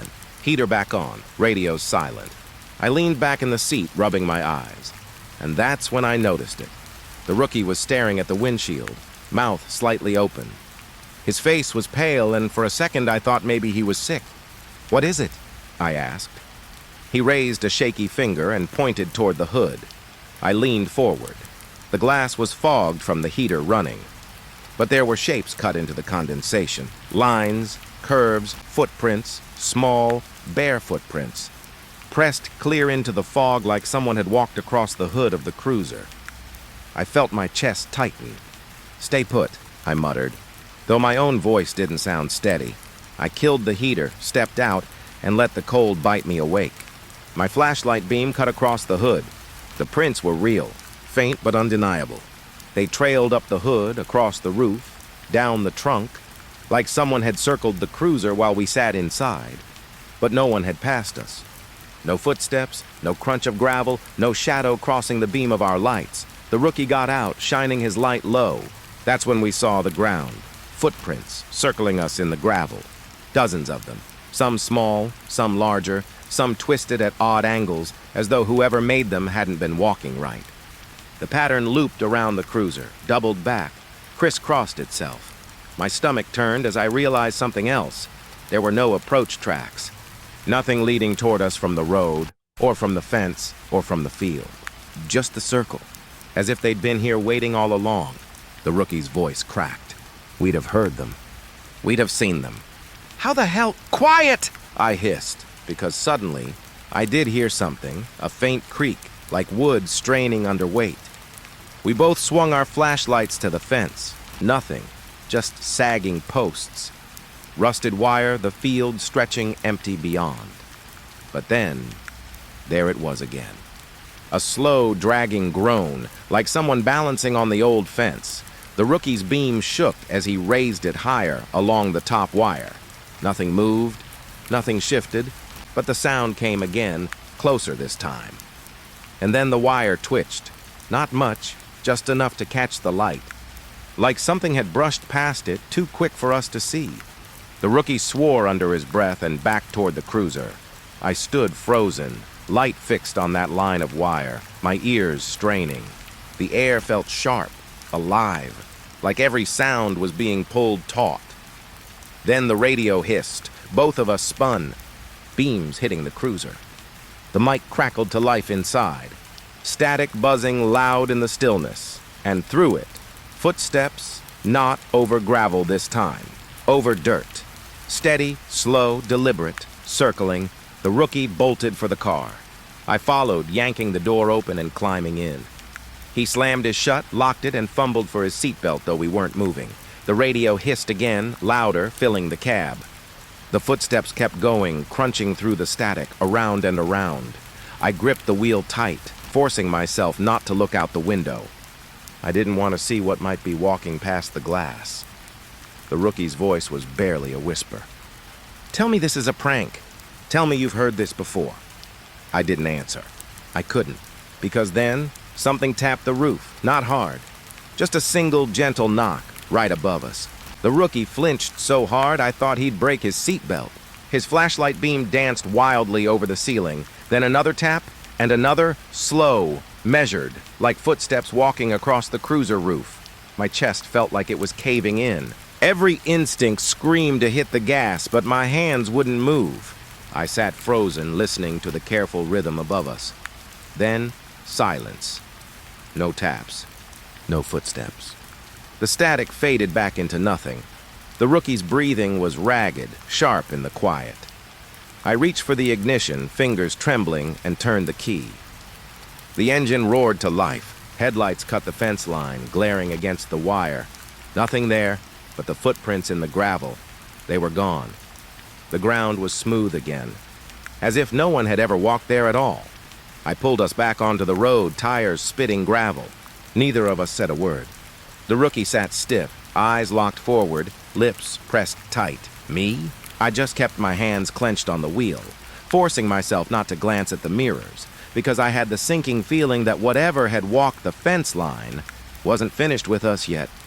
I never really trusted silence after that night. There's silence you can live with, the kind that comes when the world's asleep, when the only sound is the hum of a light bulb or the ticking of a clock. Then there's the other kind, the silence that isn't empty at all, the kind that waits, listens, breathes. That was the silence in the cruiser after the footprints. The rookie hadn't said a word since, He sat stiff in the passenger seat, pale under the dash lights, his fingers locked around his radio like a lifeline. I tried to tell myself he was just shaken up, same as me, that once the sun rose, we'd both laugh it off, but he never loosened his grip. And I couldn't shake the thought that he looked more like a passenger on a sinking ship than a partner on patrol. We drove aimlessly, sticking to back roads, headlights cutting tunnels through the dark. Around 4:30, I pulled us back toward town. I figured we'd catch our breath at the station, maybe finish the shift on paperwork. That's when I realized he was gone. 1 second he was there, staring dead ahead. The next, the seat was empty. No door slam, no sound. Just gone. I jerked the wheel, almost driving us into the ditch. My heart was hammering. I spun in my seat, flashlight beam slashing across the back seat, the floorboards, the side of the road outside. Nothing. Rookie? My voice cracked. I tried again, louder. Rookie? Only my own echo came back. I pulled over, hazard lights clicking slow and steady. The field stretched out black and endless on both sides. No movement. No sign of him. The door on his side was still locked. His seatbelt still buckled, but the seat was cold. Like he hadn't been sitting there for hours. My stomach dropped. I grabbed the mic. Dispatch, this is Unit 12. I've lost contact with my partner. Rookie officer assigned tonight. Last seen, static, not the usual hiss. This static came in short bursts, broken by faint whispers, like a conversation happening just out of reach. Then for half a second, the static cleared, and I heard my own voice. Last seen? I froze, mic trembling in my hand. That was me. Not now, not live. Me. A second ago, repeating back at me. The radio went dead. I sat there for a long minute, staring at the empty seat, trying to force myself to breathe. Then I put the car in gear and turned us back toward town. At the station, the world felt unreal. The fluorescents were too bright, the coffee too bitter, the paperwork too heavy in my hands. I walked straight to the sergeant's desk and told him what happened. My words stumbled over each other, and I knew how it sounded. Crazy, impossible. But I didn't care. He listened in silence. Then he frowned. Rookie? What rookie? I stared at him. The kid. Ride along.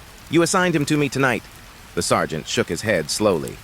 No ride-alongs on the schedule. Not tonight. Not for weeks. I felt the floor tilt under me. That's not possible, I said. He was here. He signed in. He had a badge, a radio. The sergeant raised his hand. What badge number? I racked my brain. I'd seen it clear as day on his chest earlier in the shift. 847. The room went still. The sergeant leaned back in his chair, staring at me like I'd said something obscene. You're sure? Yes, I'm sure, I snapped. Why, what's the problem? He opened a drawer, pulled out an old folder, and slid it across the desk toward me. That badge hasn't been assigned in 5 years. I flipped the folder open with numb fingers. A photo stared up at me. The rookie. Same nervous eyes. Same tight jaw. Same kid. But the date under the picture was 2018, and the word across the page, stamped in red, was deceased. The report said he died on duty. Single car accident on the back roads, responding to a call that no one else heard. My throat closed. I shoved the folder back at the sergeant and staggered out before he could say another word. The halls of the station felt like a maze, too bright, too empty. I didn't stop moving until I was back outside, gulping down cold night air. The cruiser sat where I left it, the passenger seat still empty. The faint outline of his handprint smeared on the window. I leaned against the door, trying not to break apart right there in the lot. He'd been real. I'd talked to him, argued with him, shared the silence with him. I'd watched him flinch when the radio hissed, seen the fear in his eyes when the footprints circled us. That wasn't a dream. That wasn't a trick of the dark, and yet his name was on a death report 5 years old. His badge had been retired, his file sealed. So who had I been riding with all night? And worse, where had he gone when he disappeared? I thought about the fence line, the static, the knock on the roof. Whatever walked with us out there hadn't just been circling the car. It had been circling him. And now it had him back. The first time I saw him was on a night so quiet. The world felt hollow. I'd been running patrol for almost 6 hours, cruising up and down Route 27, the stretch of highway that slices through town like a scar. Most nights out there are uneventful. Speeders, the occasional drunk driver, a deer tangled up in the guardrail. But that night, the road was empty, too empty, like it had been cleared just for me. It was close to midnight when I saw him. I was heading east, the yellow glow of my headlights catching the skeleton of the overpass up ahead. And that's when I noticed the figure standing on the edge. A man. He was tall, thin, dressed in something dark that moved like rags in the wind. His arms hung limp at his sides, his head bowed low as if the weight of it was too much for his neck. For a second, I thought maybe he was broken down, stranded up there. But then I saw how close he stood to the edge, toes dangling out past the concrete lip. I hit my lights, tapped the siren, rolled the window down. "Hey, don't move! Stay where you are!" My voice vanished into the air, swallowed by the emptiness. And then he jumped. No hesitation, no last look, just forward, off the edge into the dark. I slammed the brakes and threw the wheel, tires screaming as the cruiser skidded sideways across the asphalt. My chest hit the steering wheel and I was out of the car before it even stopped rocking. The beam of my flashlight jittered across the road below the bridge, searching for the body. My pulse was in my ears, my lungs burning, but there was nothing. No man. No broken shape in the grass, no sound of pain, only the echo of my own breath. I stumbled forward, sweeping the beam back and forth, convinced I'd just missed him. He had to be here. He couldn't have just vanished. And then I saw them. The skid marks. 2 long black streaks etched deep into the road, arcing hard toward the shoulder, like someone had once slammed on the brakes at that exact spot. The rubber was faded, cracked at the edges, the kind that only time could make. I crouched down, touched the asphalt. The marks were old, years, maybe decades, but they were all that was there. No fresh tracks, no body. No trace of the man I'd just seen leap into the night. I stood there in the silence, the beam of my flashlight shaking in my hand, my breath fogging in the cold. My mind kept trying to explain it away. Maybe he'd landed on his feet, scrambled off into the woods. Maybe I'd misjudged the angle. Maybe he hadn't jumped at all. But the image burned into me wouldn't leave. The shape of him falling, his arms spread slightly as though he was welcoming the ground. I walked the area for nearly 20 minutes, circling the brush, calling out until my throat went raw. No footprints. No torn fabric. Not even the sound of a twig breaking in the trees. Eventually, I climbed back up onto the overpass. That's when I noticed the railing. The cement along the edge was worn smooth in one spot, rubbed down like countless hands had gripped it before stepping off. And carved faintly into the concrete, almost invisible in the beam of my light, were initials, dozens of them, layered over each other, some sharp and fresh, some weathered, barely legible. Each one marked the edge like a signature. I ran my fingers across them, cold letters pressed into cold stone. My hand trembled. I didn't know why, but I felt like I shouldn't be touching them, like they belonged to something I wasn't supposed to disturb. The wind picked up then, tugging at my jacket, carrying with it the faintest sound. Not a voice, not words. Just weight, like the echo of grief stretched thin across the air. I backed away, heart pounding, and returned to my cruiser. When I looked back one last time at the overpass, I thought I saw him standing there again. Same bowed head, same ragged clothes, but when I blinked, he was gone. I sat in the cruiser with the engine idling, my hands gripping the wheel so hard my knuckles were white. I didn't call it in. I don't know why. Maybe I was afraid they'd laugh. Maybe I was afraid they'd believe me. Either way, I drove off into the night. The image of him burned into me like those skid marks on the asphalt. And as the miles passed, one thought clung to me and refused to let go. That man didn't jump just once. He'd been jumping for years, and maybe he wasn't the only one. It rained 2 nights after I saw him jump. The kind of rain that soaks through your uniform no matter how fast you run from the car to cover. Heavy, cold, punishing. The sky had been thick all evening, swollen gray clouds hanging low over the valley, and by midnight they finally split open. I'd been running radar on a lonely stretch of Route 27 when the call came to check a fallen tree. It was just a few miles from the overpass. I didn't want to go back there. Not after what I'd seen. But duty doesn't care about what you want. By the time I rolled up, the rain had already swallowed the road. My wipers thumped furiously, barely keeping up. And there it was, half a tree sprawled across both lanes, slick bark shining in the headlights. I parked, pulled my jacket tight, and stepped out. The storm was deafening, water hammering the pavement. My flashlight beam bounced through the sheets of rain as I tried to figure out if I could drag the branches clear. And then I saw it. Dark stains, smeared across the asphalt, glistening beneath the water. For a split second, I thought it was just oil from a wreck. But the rain didn't wash it away. It spread instead, blooming like fresh ink in water, and it was red. Blood. I froze.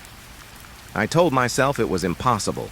There'd been no accident reported here, no body, no vehicles waiting when I arrived. And yet, there it was. Blood soaking the pavement, weaving through the cracks in the asphalt as if it had seeped up from underneath. I knelt down despite the pounding rain, reached my fingers toward the stain, warm. My stomach lurched. I staggered back, nearly slipping on the wet road, my breath sharp and ragged. There was no body. No sign of anyone injured. Just the impossible stain, growing darker and darker the longer I stared. And then a flash of lightning ripped across the sky. In that split-second burst of white light, I swore I saw him again. The jumper. Not standing on the overpass this time, but lying broken in the middle of the road, arms splayed, face turned toward me, mouth wide like he'd died mid-scream, and just as quickly, he was gone.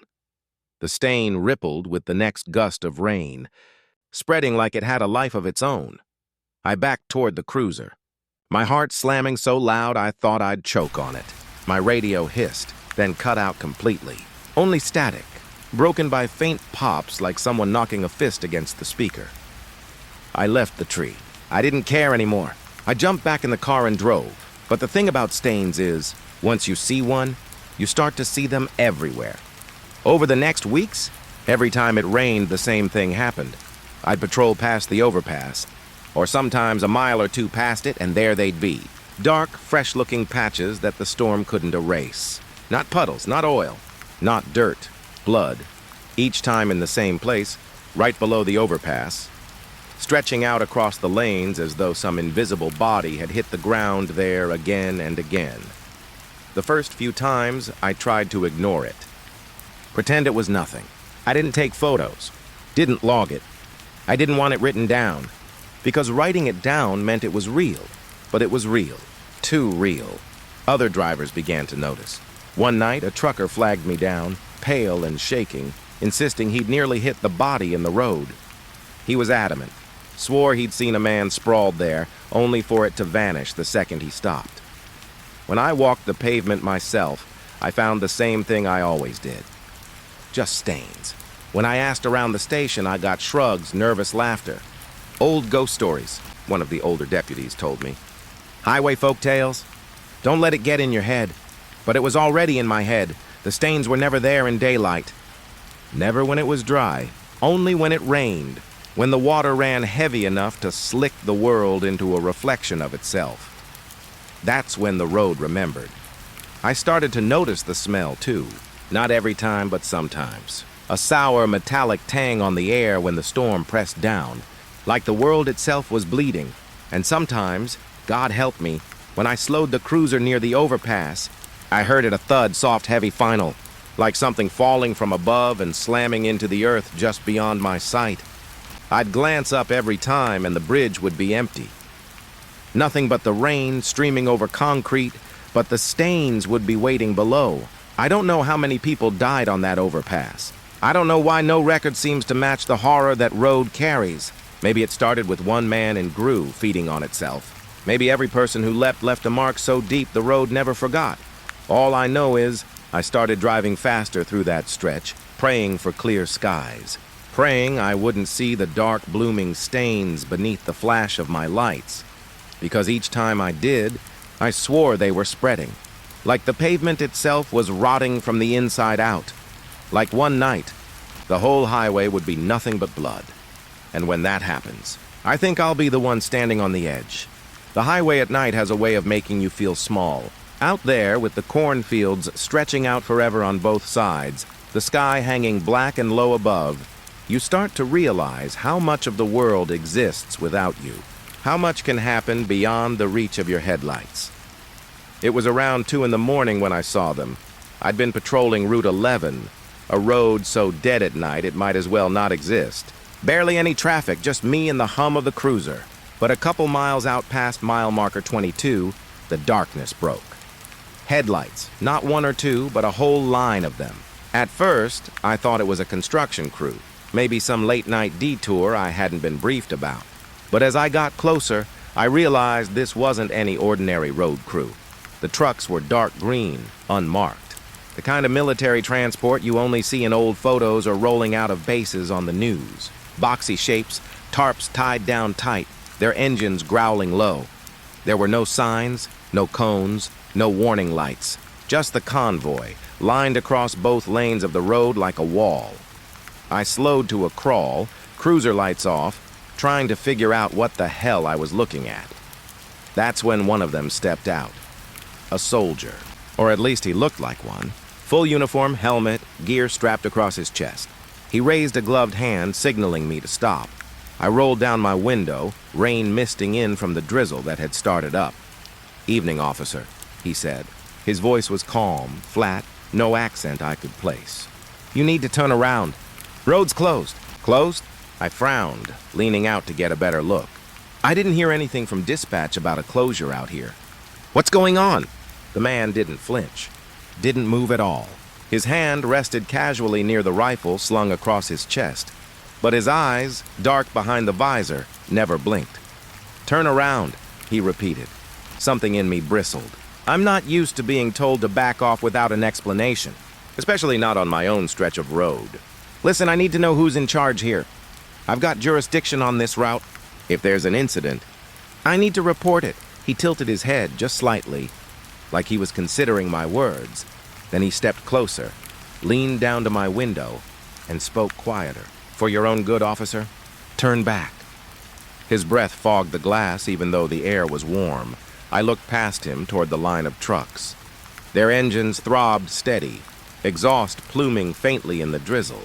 Behind the tarps, I thought I saw movement, something shifting, something that didn't move like a person.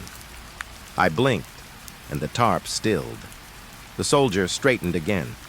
His gloved hand gestured back the way I'd come. "You didn't see this. You didn't stop here. Turn around!" Every instinct screamed at me to push, to get answers. But something else, something deep, older, told me not to. I nodded stiffly, rolled the window back up, and eased the cruiser into a slow U-turn. As I drove away, I checked the mirror.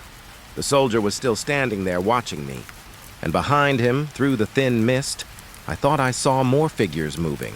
Not soldiers, not anything I could name. The rain thickened, drumming the roof of the cruiser. By the time I reached mile marker 21, the road behind me was empty. No trucks, no lights, nothing. Just darkness stretching on forever, and the feeling that if I went back, I wouldn't come out again. I told myself I wouldn't go back out there. Not to that stretch of road. Not after what I saw. But the thing about this job is, you don't get to pick. Routes are assigned, shifts are filled, and if the board says Route 11, then that's where you go. It was a week later when I found myself back on the same highway. Same silence, same cornfields stretching away into the dark. And the whole time I drove, I kept thinking about that convoy. The line of trucks. The soldier's voice telling me to turn back. Part of me had convinced myself it was just some kind of training exercise. Something above my pay grade. Maybe I'd stumbled onto something I wasn't supposed to see. But another part, the part that kept me awake at night, it whispered that there was more, that I hadn't seen the worst of it. And that night, I was right. It started around mile marker 22, the exact spot. The rain had cleared, but the pavement was still damp, glistening under the cruiser's headlights. I slowed without even realizing it, scanning the road, waiting for another blockade of trucks. But the highway was empty, at least at first. Then, in the corner of my eye, I caught movement. Not ahead of me, not behind me, but off to the side. Something was pacing the cruiser. I flicked my eyes left, and that's when I saw it. A dog. Or at least that's what my brain tried to call it. A massive black shape running just inside the ditch, its body almost level with the car. It didn't make sense. The thing was huge, easily the size of a man, maybe bigger. Its legs moved too smoothly, like shadows unrolling. Its fur, if that's what it was, drank in the light. No reflection, no shine.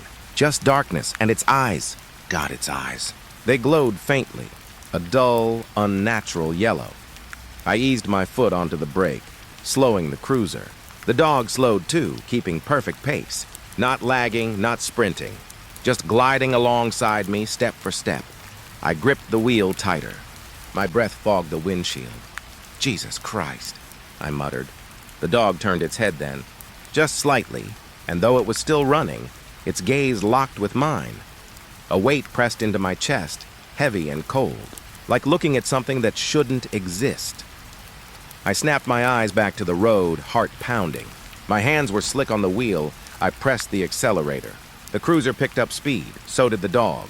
40 miles per hour, 50, 60. The thing didn't falter, didn't pant, didn't even look strained. Its legs kept moving in that horrible smooth rhythm like it was floating just above the ground. By 70, I was shaking. The cruiser roared down the highway, but that thing, whatever it was still there. Keeping perfect pace, its body blurred by speed, but its eyes steady, fixed on me.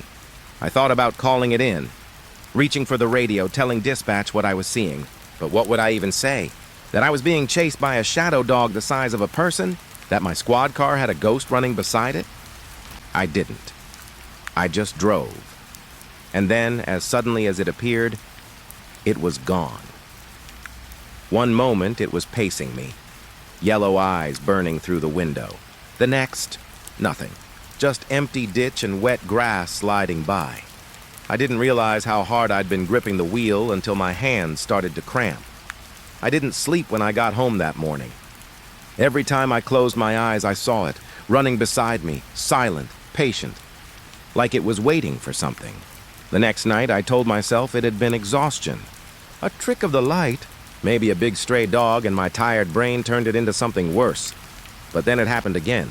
Same stretch of road, same mile marker, same ditch, and the same black shape, sliding out of the dark to match my speed. This time, I didn't try to outrun it. I slowed instead, pulling the cruiser down to 20 miles an hour, then 10.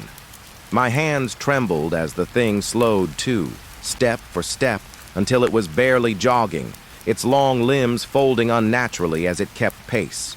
I braked hard and stopped in the middle of the road. The engine idled. The dog stopped too. It stood there in the ditch, head low, eyes glowing. We stared at each other, and I swear to God, it smiled, not a dog's smile, not a snarl. Something else. Something that made my stomach twist. I slammed the cruiser back into drive and tore out of there, tires screaming on the wet pavement. I didn't look back until I was nearly 5 miles down the road. And when I did, it was still there, not beside me this time, behind, standing in the center of the lane, far back in the red glow of my taillights, just watching. Years have passed since that night, and I still hear them. The voices, the chatter that doesn't belong. It started subtle, just like everything else out here always does. I'd be on patrol, nothing but static in the radio, and then, faint, like a whisper at the bottom of the noise, I'd catch a voice. Short bursts, numbers, coordinates maybe. At first, I thought it was bleed over from another channel. Old radios sometimes pick up things they're not supposed to, but this was different. These weren't modern codes. The cadence, the language, even the way they spoke. It was old, too old. I still remember the first full phrase I caught. I was rolling down Route 11 near that same mile marker where the convoy had stopped me years before, when the static shifted and a voice came through clear as day. Convoy 4 at checkpoint. Negative on civilians. Hold until instructed. Then silence. I froze. I hadn't touched the dial.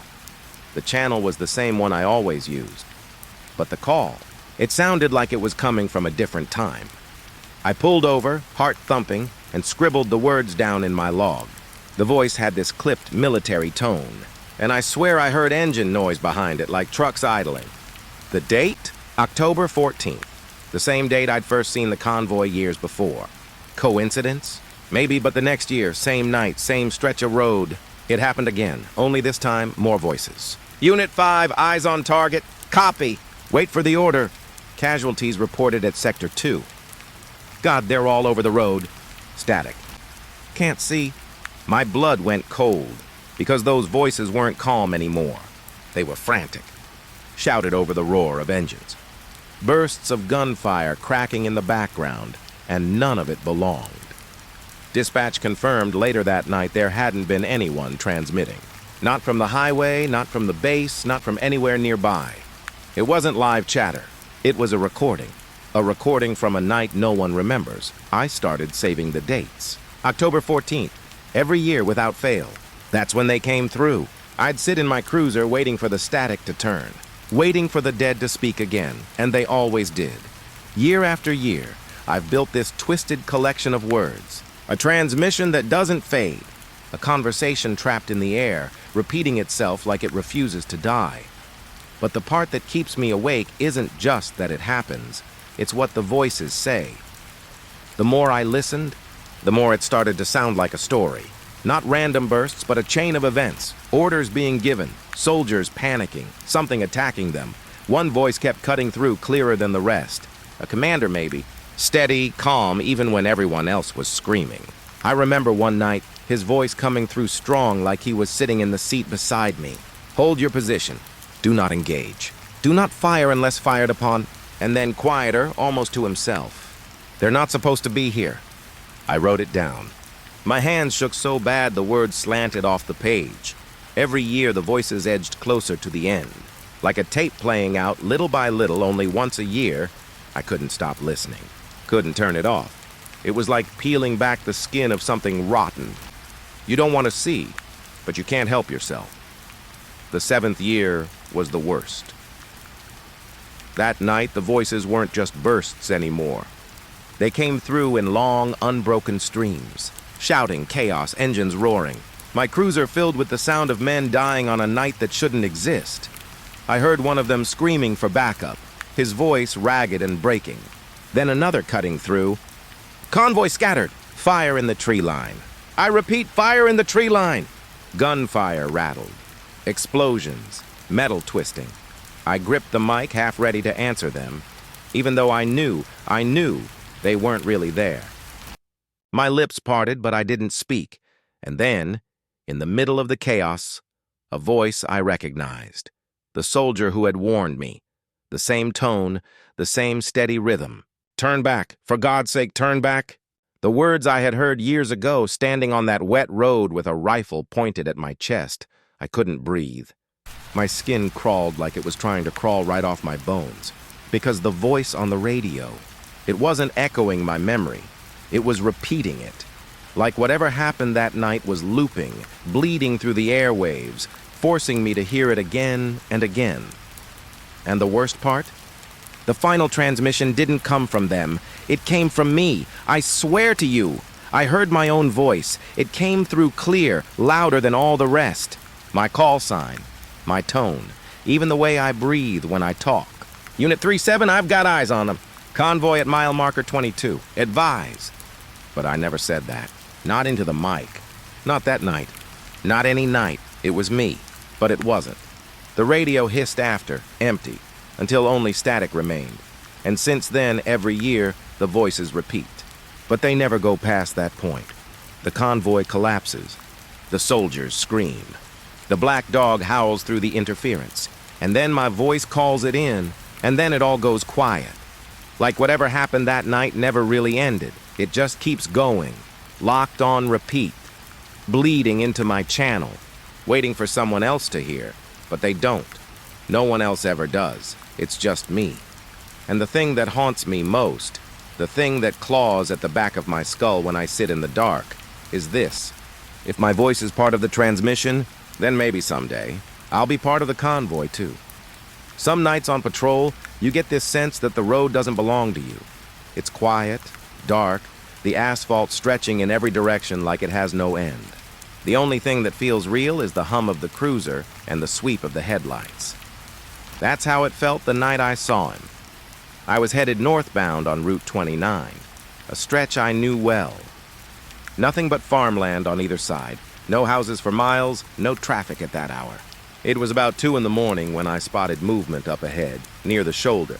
At first, I thought it was just another broken-down driver. You see a lot of those out here, but as I slowed down, the figure came into view. A man, standing stiff like he'd been waiting. He stepped out just enough to flag me down, his arm rising in that sharp, deliberate wave. I pulled up, instinct kicking in. But as my headlights swept across him, my stomach dropped. His uniform. It was the first thing that didn't make sense. He was dressed like me.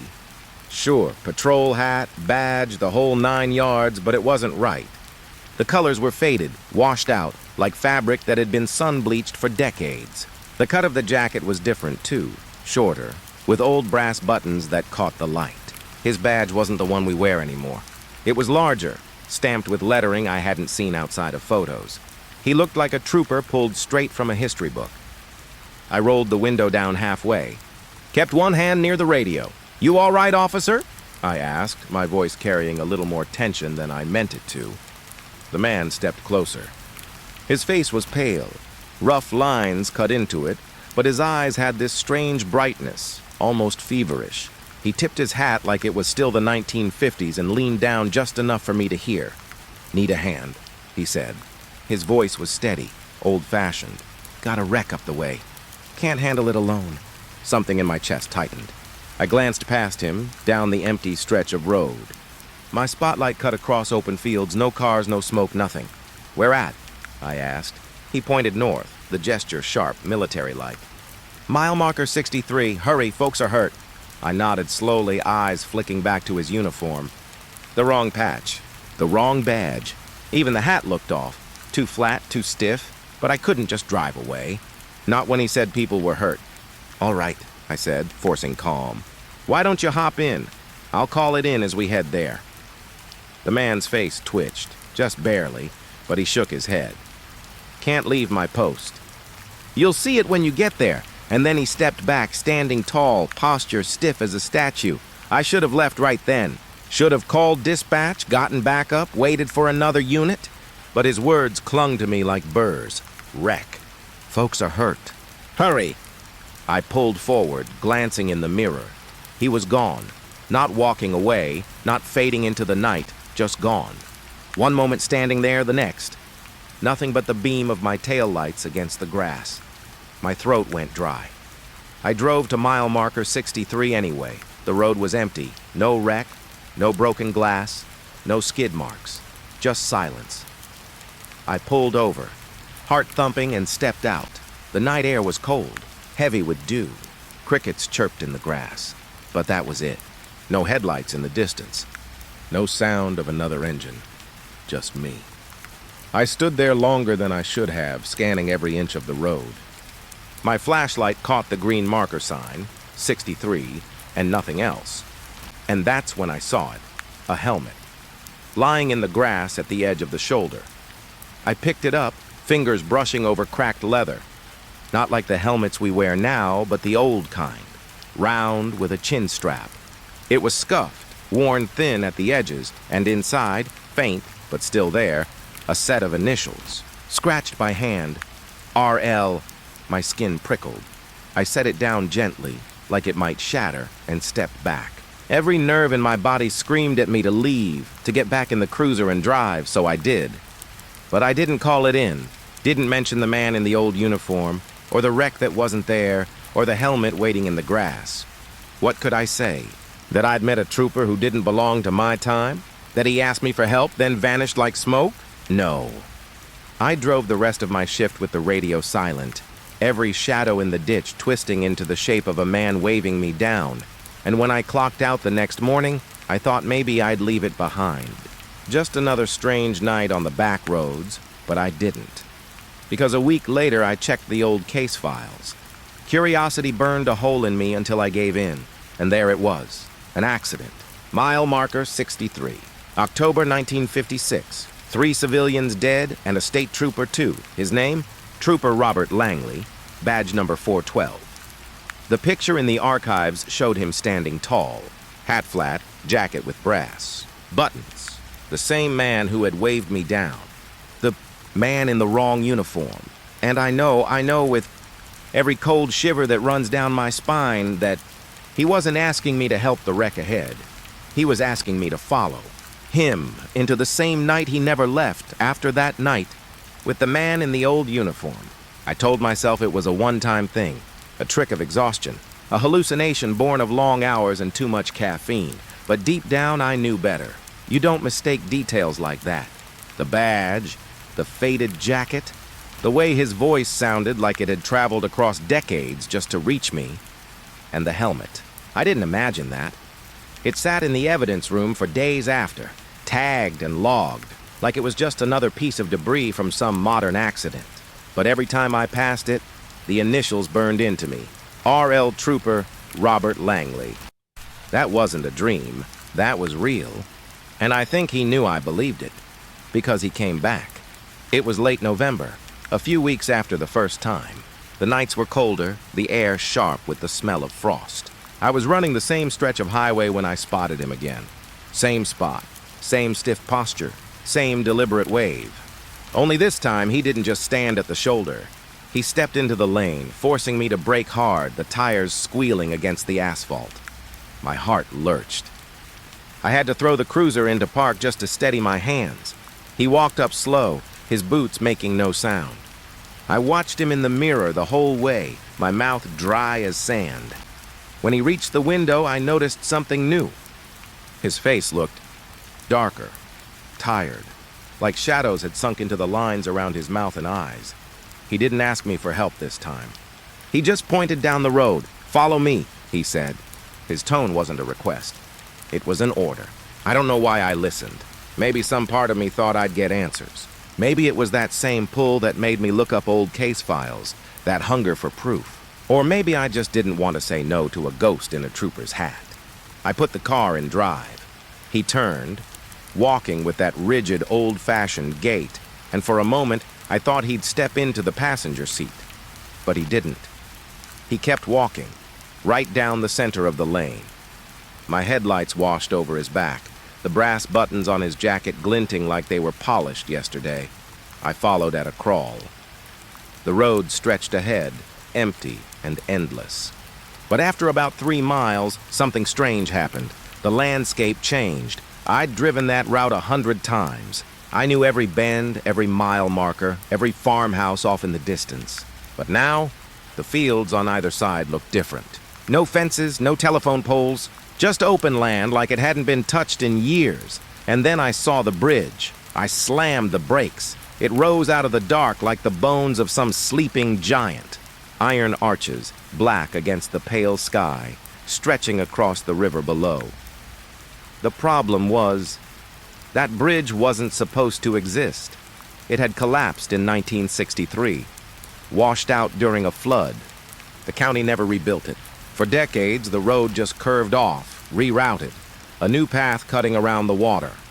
I'd driven the modern detour 100 times. But now, right in front of me, the old bridge stood tall, proud, whole again, and Robert Langley was halfway across it. He didn't look back. Didn't wait for me to hurry. He just kept walking, his boots striking the iron in steady rhythm, fading into the fog that clung to the middle span. I sat frozen, hands gripping the wheel so tight they ached. My mind screamed that it was impossible, that the bridge was gone, had been gone for 60 years. But my eyes told me it was right there, waiting. And the longer I sat, the more I felt this pressure inside me. Like if I didn't follow, something worse would happen. Like the road itself was pulling me forward. So I did. I eased the cruiser onto the bridge, tires thudding against the old planks, metal groaning beneath the weight. The air grew colder. My breath fogged the windshield even though the heater blasted. The sound of the river below roared in my ears, louder than it should have been. Halfway across, the fog swallowed everything. The far end vanished. The rearview mirror showed nothing but gray, and Robert Langley. was gone. One moment he was walking ahead, stiff and certain. The next, the fog swallowed him whole. I slowed, leaning forward, straining to catch a glimpse. But all I saw was the shape of the bridge disappearing into endless mist. Then the cruiser shuddered. A low, grinding creak echoed under me, deep and heavy. My stomach dropped. The bridge was collapsing. Panic shot through me. I slammed the accelerator, tires screaming, the whole cruiser shaking as metal groaned beneath it. For a split second, I swore I saw cracks splitting through the planks ahead, and then I burst through the fog. The bridge was gone. The road beneath me was smooth, new asphalt curving along the river like it always had. No iron arches, no wooden planks, no roar of water below. Just the modern highway under my wheels. I pulled over hard, chest heaving, the blood in my ears louder than the engine. The fog thinned. Stars blinked above me, calm and clear. And then faintly I heard it. A voice. From the radio. Not static, not bleed over. A voice. Old, strained, like it was being dragged across time. Didn't make it. I froze. Bridge. Gave way. God, he didn't make it. I grabbed the mic, my throat dry. Who is this? Identify yourself. Static. Then, faint, almost like a whisper right beside me. Langley. I dropped the mic. My heart hammered so loud I thought it might break me open. The voice was gone. The radio hissed, empty. I drove back to the station in silence, headlights fixed on the road, refusing to look in the mirror, because I knew if I did, I'd see him sitting in the back seat, still wearing the wrong uniform, and waiting for me to follow him again. There are nights on patrol that blur together. Empty roads, the hum of the engine, the radio whispering static. You drive until the dark feels endless, until the world outside the glass is nothing but shadows and white lines sliding under your tires. But that night, I knew I wasn't alone. It started quiet. Just the faintest sound buried under the drone of the cruiser. Breathing, slow, shallow, not mine. I remember tightening my grip on the wheel, trying to convince myself it was the heater vent or the hum of the tires. But the longer I drove, the clearer it became. It was steady, rhythmic, the sound of lungs filling and emptying, coming from the seat beside me. I didn't turn my head right away. Something in me resisted. Like if I ignored it, maybe it would stop. Maybe I'd roll up to the station, step out and laugh it off as nothing. But the sound only grew louder. By mile 2, I could hear the faint whistle at the end of each breath. By mile 3, I swore I felt a shift in the air, like the temperature dipped just along the passenger side. Finally, I forced myself to look. The seat was empty, nothing but cracked vinyl, the stain from my spilled coffee months ago. No footprints on the floor mat, no dent in the cushion, but the sound didn't stop. It was right there, right where someone should have been sitting. I turned back to the road, jaw clenched, every nerve on edge. My eyes flicked to the mirror, half expecting to see something in the back seat. But the mirror showed only the pale wash of my own headlights stretching down the highway. Still, I knew. There was something in that car with me. I thought about pulling over, just slamming the brakes, throwing the door open, and running into the night. But the idea of stepping out into that emptiness, leaving the cruiser behind, felt worse. At least inside, there was glass between me and whatever else was out there. So I kept driving. The breathing stayed with me, mile after mile. And then, it shifted. It grew heavier, labored, like whoever was sitting there was struggling.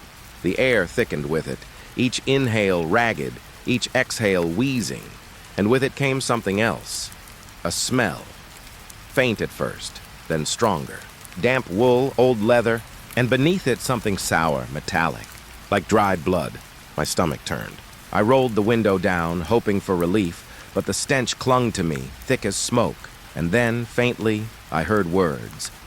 Not spoken, not clear. Just a rasp, a breath forming shapes I couldn't quite catch. I gripped the wheel tighter. "Who's there?" My voice cracked. More fragile than I wanted it to sound. No answer. Just that faint whisper of sound, too soft to understand, but steady enough to be deliberate. By then, every instinct screamed at me to stop. But when I eased my foot toward the brake, the breathing hitched, sharp, urgent, like whoever was beside me didn't want me to stop. So I didn't. I pressed the gas instead, the engine roaring as the cruiser surged forward. The faster I went, the louder the breath beside me grew, until it drowned out the tires, the motor, even my own pulse. And then, just as sudden as it started, it stopped. Silence. The seat was still empty. The smell was gone. The air warm again. For a moment, I thought I'd imagined it. That exhaustion had finally cracked me wide open, and I'd let my mind fill the silence with ghosts. But when I glanced down, I saw it. On the seat. Something wet. A smear. Faint, but undeniable. Dark, glistening under the dash light. Blood. I jerked the wheel, pulling hard onto the shoulder. The cruiser skidded to a stop, tires spitting gravel. My chest heaved as I fumbled for the flashlight, snapping it on, shining it across the seat. The stain was gone. Just cracked vinyl. Empty as ever, but the smell, that sour, metallic weight, still lingered. And when I leaned close, straining to make sense of it, I heard something else, a sigh, right beside my ear. I recoiled so fast I hit my head on the roof. The flashlight clattered against the floorboard, the beams spinning wild. My heart hammered as I scrambled out of the car, boots hitting gravel, breath coming in sharp gasps. The night was silent. The highway stretched empty in both directions. Nothing but black fields and distant tree lines. I stood there, shaking, staring at the cruiser. And that's when I saw it. Through the windshield, illuminated by the dash lights, the seat cushion sank. Just slightly. Like someone had leaned back, settling in for the ride. I wanted to run. God help me, I wanted to leave the car there and never look back. But my keys were still in the ignition, the radio crackling softly, the engine rumbling low. And I knew if I left it behind, I'd never be rid of it, so I forced myself back inside. The seat was empty again. No imprint, no stain. Just silence. I gripped the wheel with white knuckles, refusing to look beside me for the rest of the drive. But the whole way back, I could feel it, the weight. Like someone unseen sat just inches away, watching me in the dark, breathing, waiting, and I knew. Next time, it wouldn't stay silent. I told myself I'd file the report like always. Paperwork's the one thing that makes a night real, puts words to the mess, pins it down so it can't slip away like some bad dream. But the truth is, I wasn't sure anymore what counted as real, not after the trooper in the old uniform, not after the bridge that shouldn't have been there, not after the night I drove with something breathing in my passenger seat. Still, duty was duty, and duty meant reporting in. I drove the familiar road toward the precinct, headlights slicing through the dark. Every curve, every tree line felt heavier, like the whole county had been watching me since the shift began. I tried the radio once or twice just to hear another voice, but it was nothing but static. That broken, whispering static that had started to feel less like noise and more like someone trying to talk through the wires. The precinct came into view just before dawn. Or at least I thought it did. The old brick building sat at the end of the lot, floodlights glowing above the doors. For a moment I felt relief wash over me. A simple, stupid kind of comfort.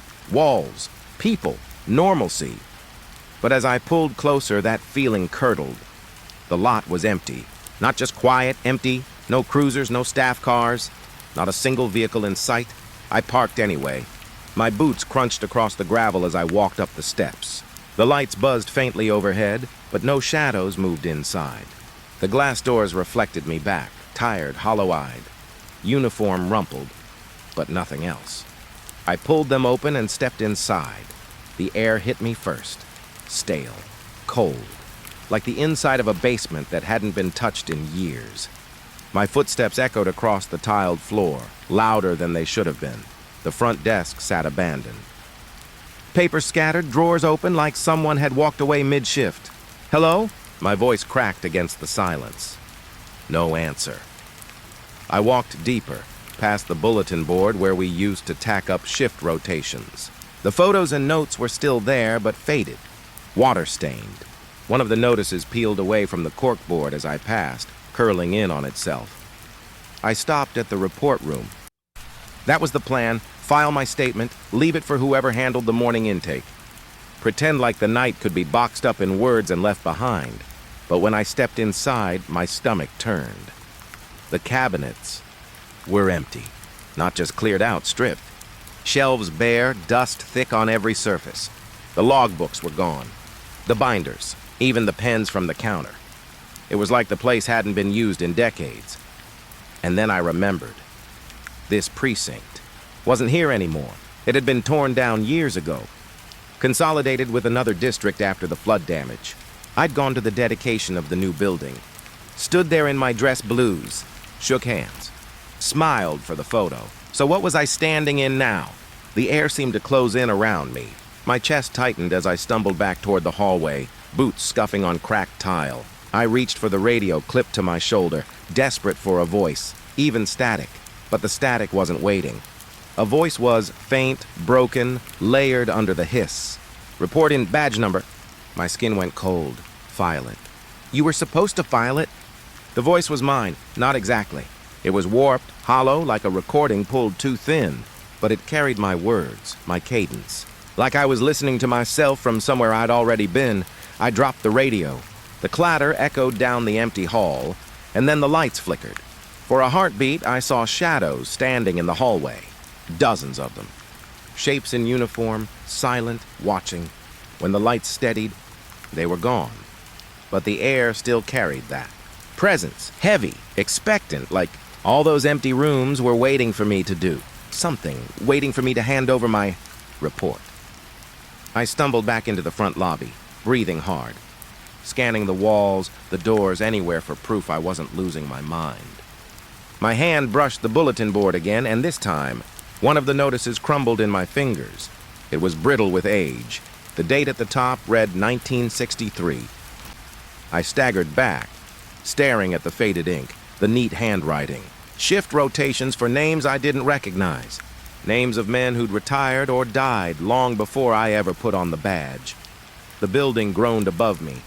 A long, low creak like settling wood, and I knew then. I wasn't standing in the precinct as it was. I was standing in the precinct as it had been, but not alive. Not functioning. Preserved, empty, a place that remembered me even if it shouldn't. The air thickened, and I felt the weight of all those eyes again. Invisible but heavy, waiting, demanding. I pulled out the report I'd written. My handwriting on the page. Details of the trooper in the wrong uniform. The bridge that shouldn't exist. The passenger who never showed his face. I set it on the desk. For a moment, the silence deepened. The air pressed harder against me like a storm front about to break, and then it lifted. Not completely. Not comfort, but lighter. Like the building had accepted it. Like the ghosts had filed it away. I turned, ready to leave. Ready to run back to the car and never set foot in that place again. But as I reached the doors, I saw my reflection in the glass. Only it wasn't me. It was me in another uniform, older, outdated, the same one the trooper had worn. And in that reflection, I wasn't holding a report. I was holding a badge number that wasn't mine. When I blinked, the reflection was gone. Just me, hollow-eyed, shaking. I pushed through the doors, stumbled down the steps, and climbed into my cruiser. The lot was still empty. The dawn still gray, but in the passenger seat, sitting neat on the cracked vinyl, was the report I'd just left inside, folded, stained, and older than it should have been.